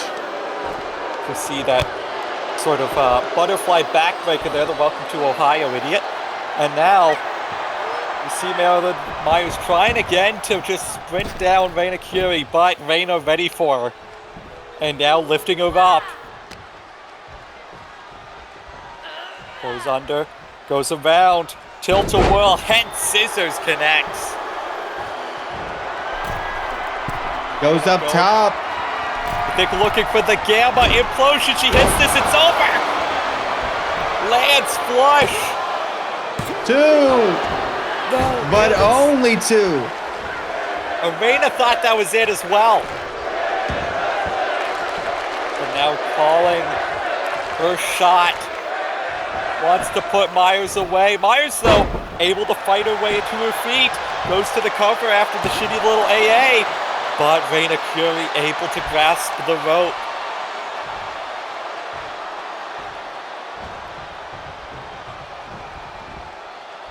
Now, though, looking for the skull splitter.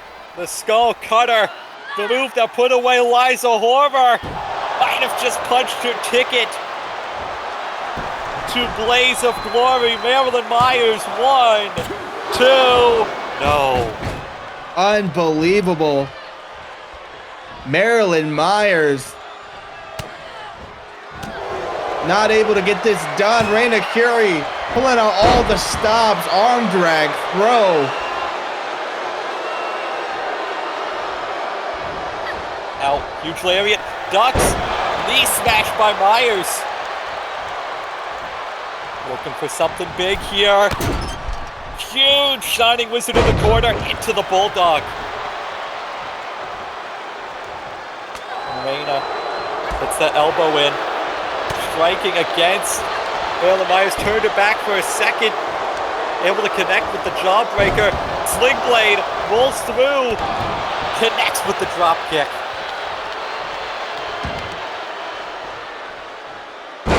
Gotta feel Reina has to be maybe looking for the decay at this point. Just trying to take advantage of a worn down Marilyn. Catches the leg, sweeps the leg, Johnny.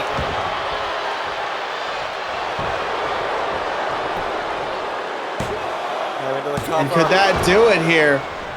Marilyn Myers looking really exhausted there, kicking out of that.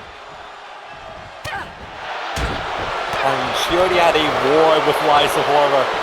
But able to double leg Reina. Reina caught with her guard up. It gets caught with the skull cutter. Rolled over, center of the ring to punch the ticket. Marilyn Myers not able to get a rematch with Belle just yet. That goes to call Reina up. Twisted Fantasy. Bikes her on her head. Rolls her away from the ropes. 1, 2, no! Reina Curie fighting with the Fury here. We saw her go an hour with Mape attack on Origins to become Desert Rose champion. We know she has perseverance.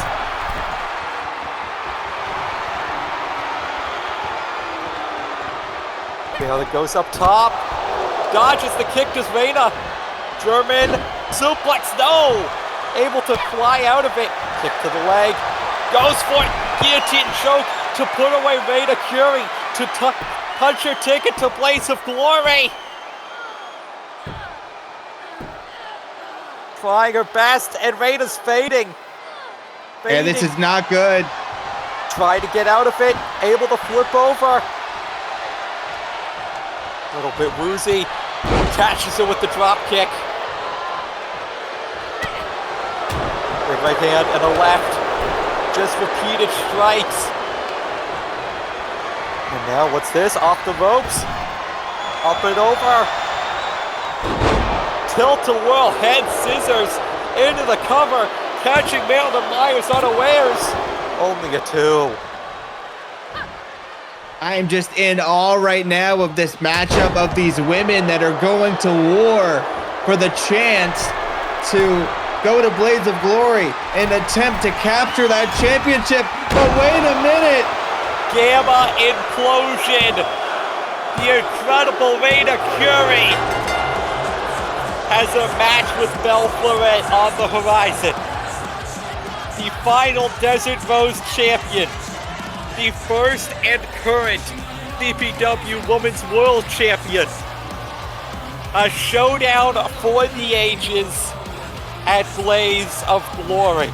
Absolutely, and Raina Curie has just shown why the integration of the Origins and Uproar roster is going to be such a huge deal. Anything can happen. Incredible. Is all for us here at Last Survivor. We'll see you next time. I've been Alexander Shaw. He's been James Randolph, bidding you a very farewell adieu. Thank you guys so much. Like, share, and subscribe, and we'll be back in a few weeks for CPW.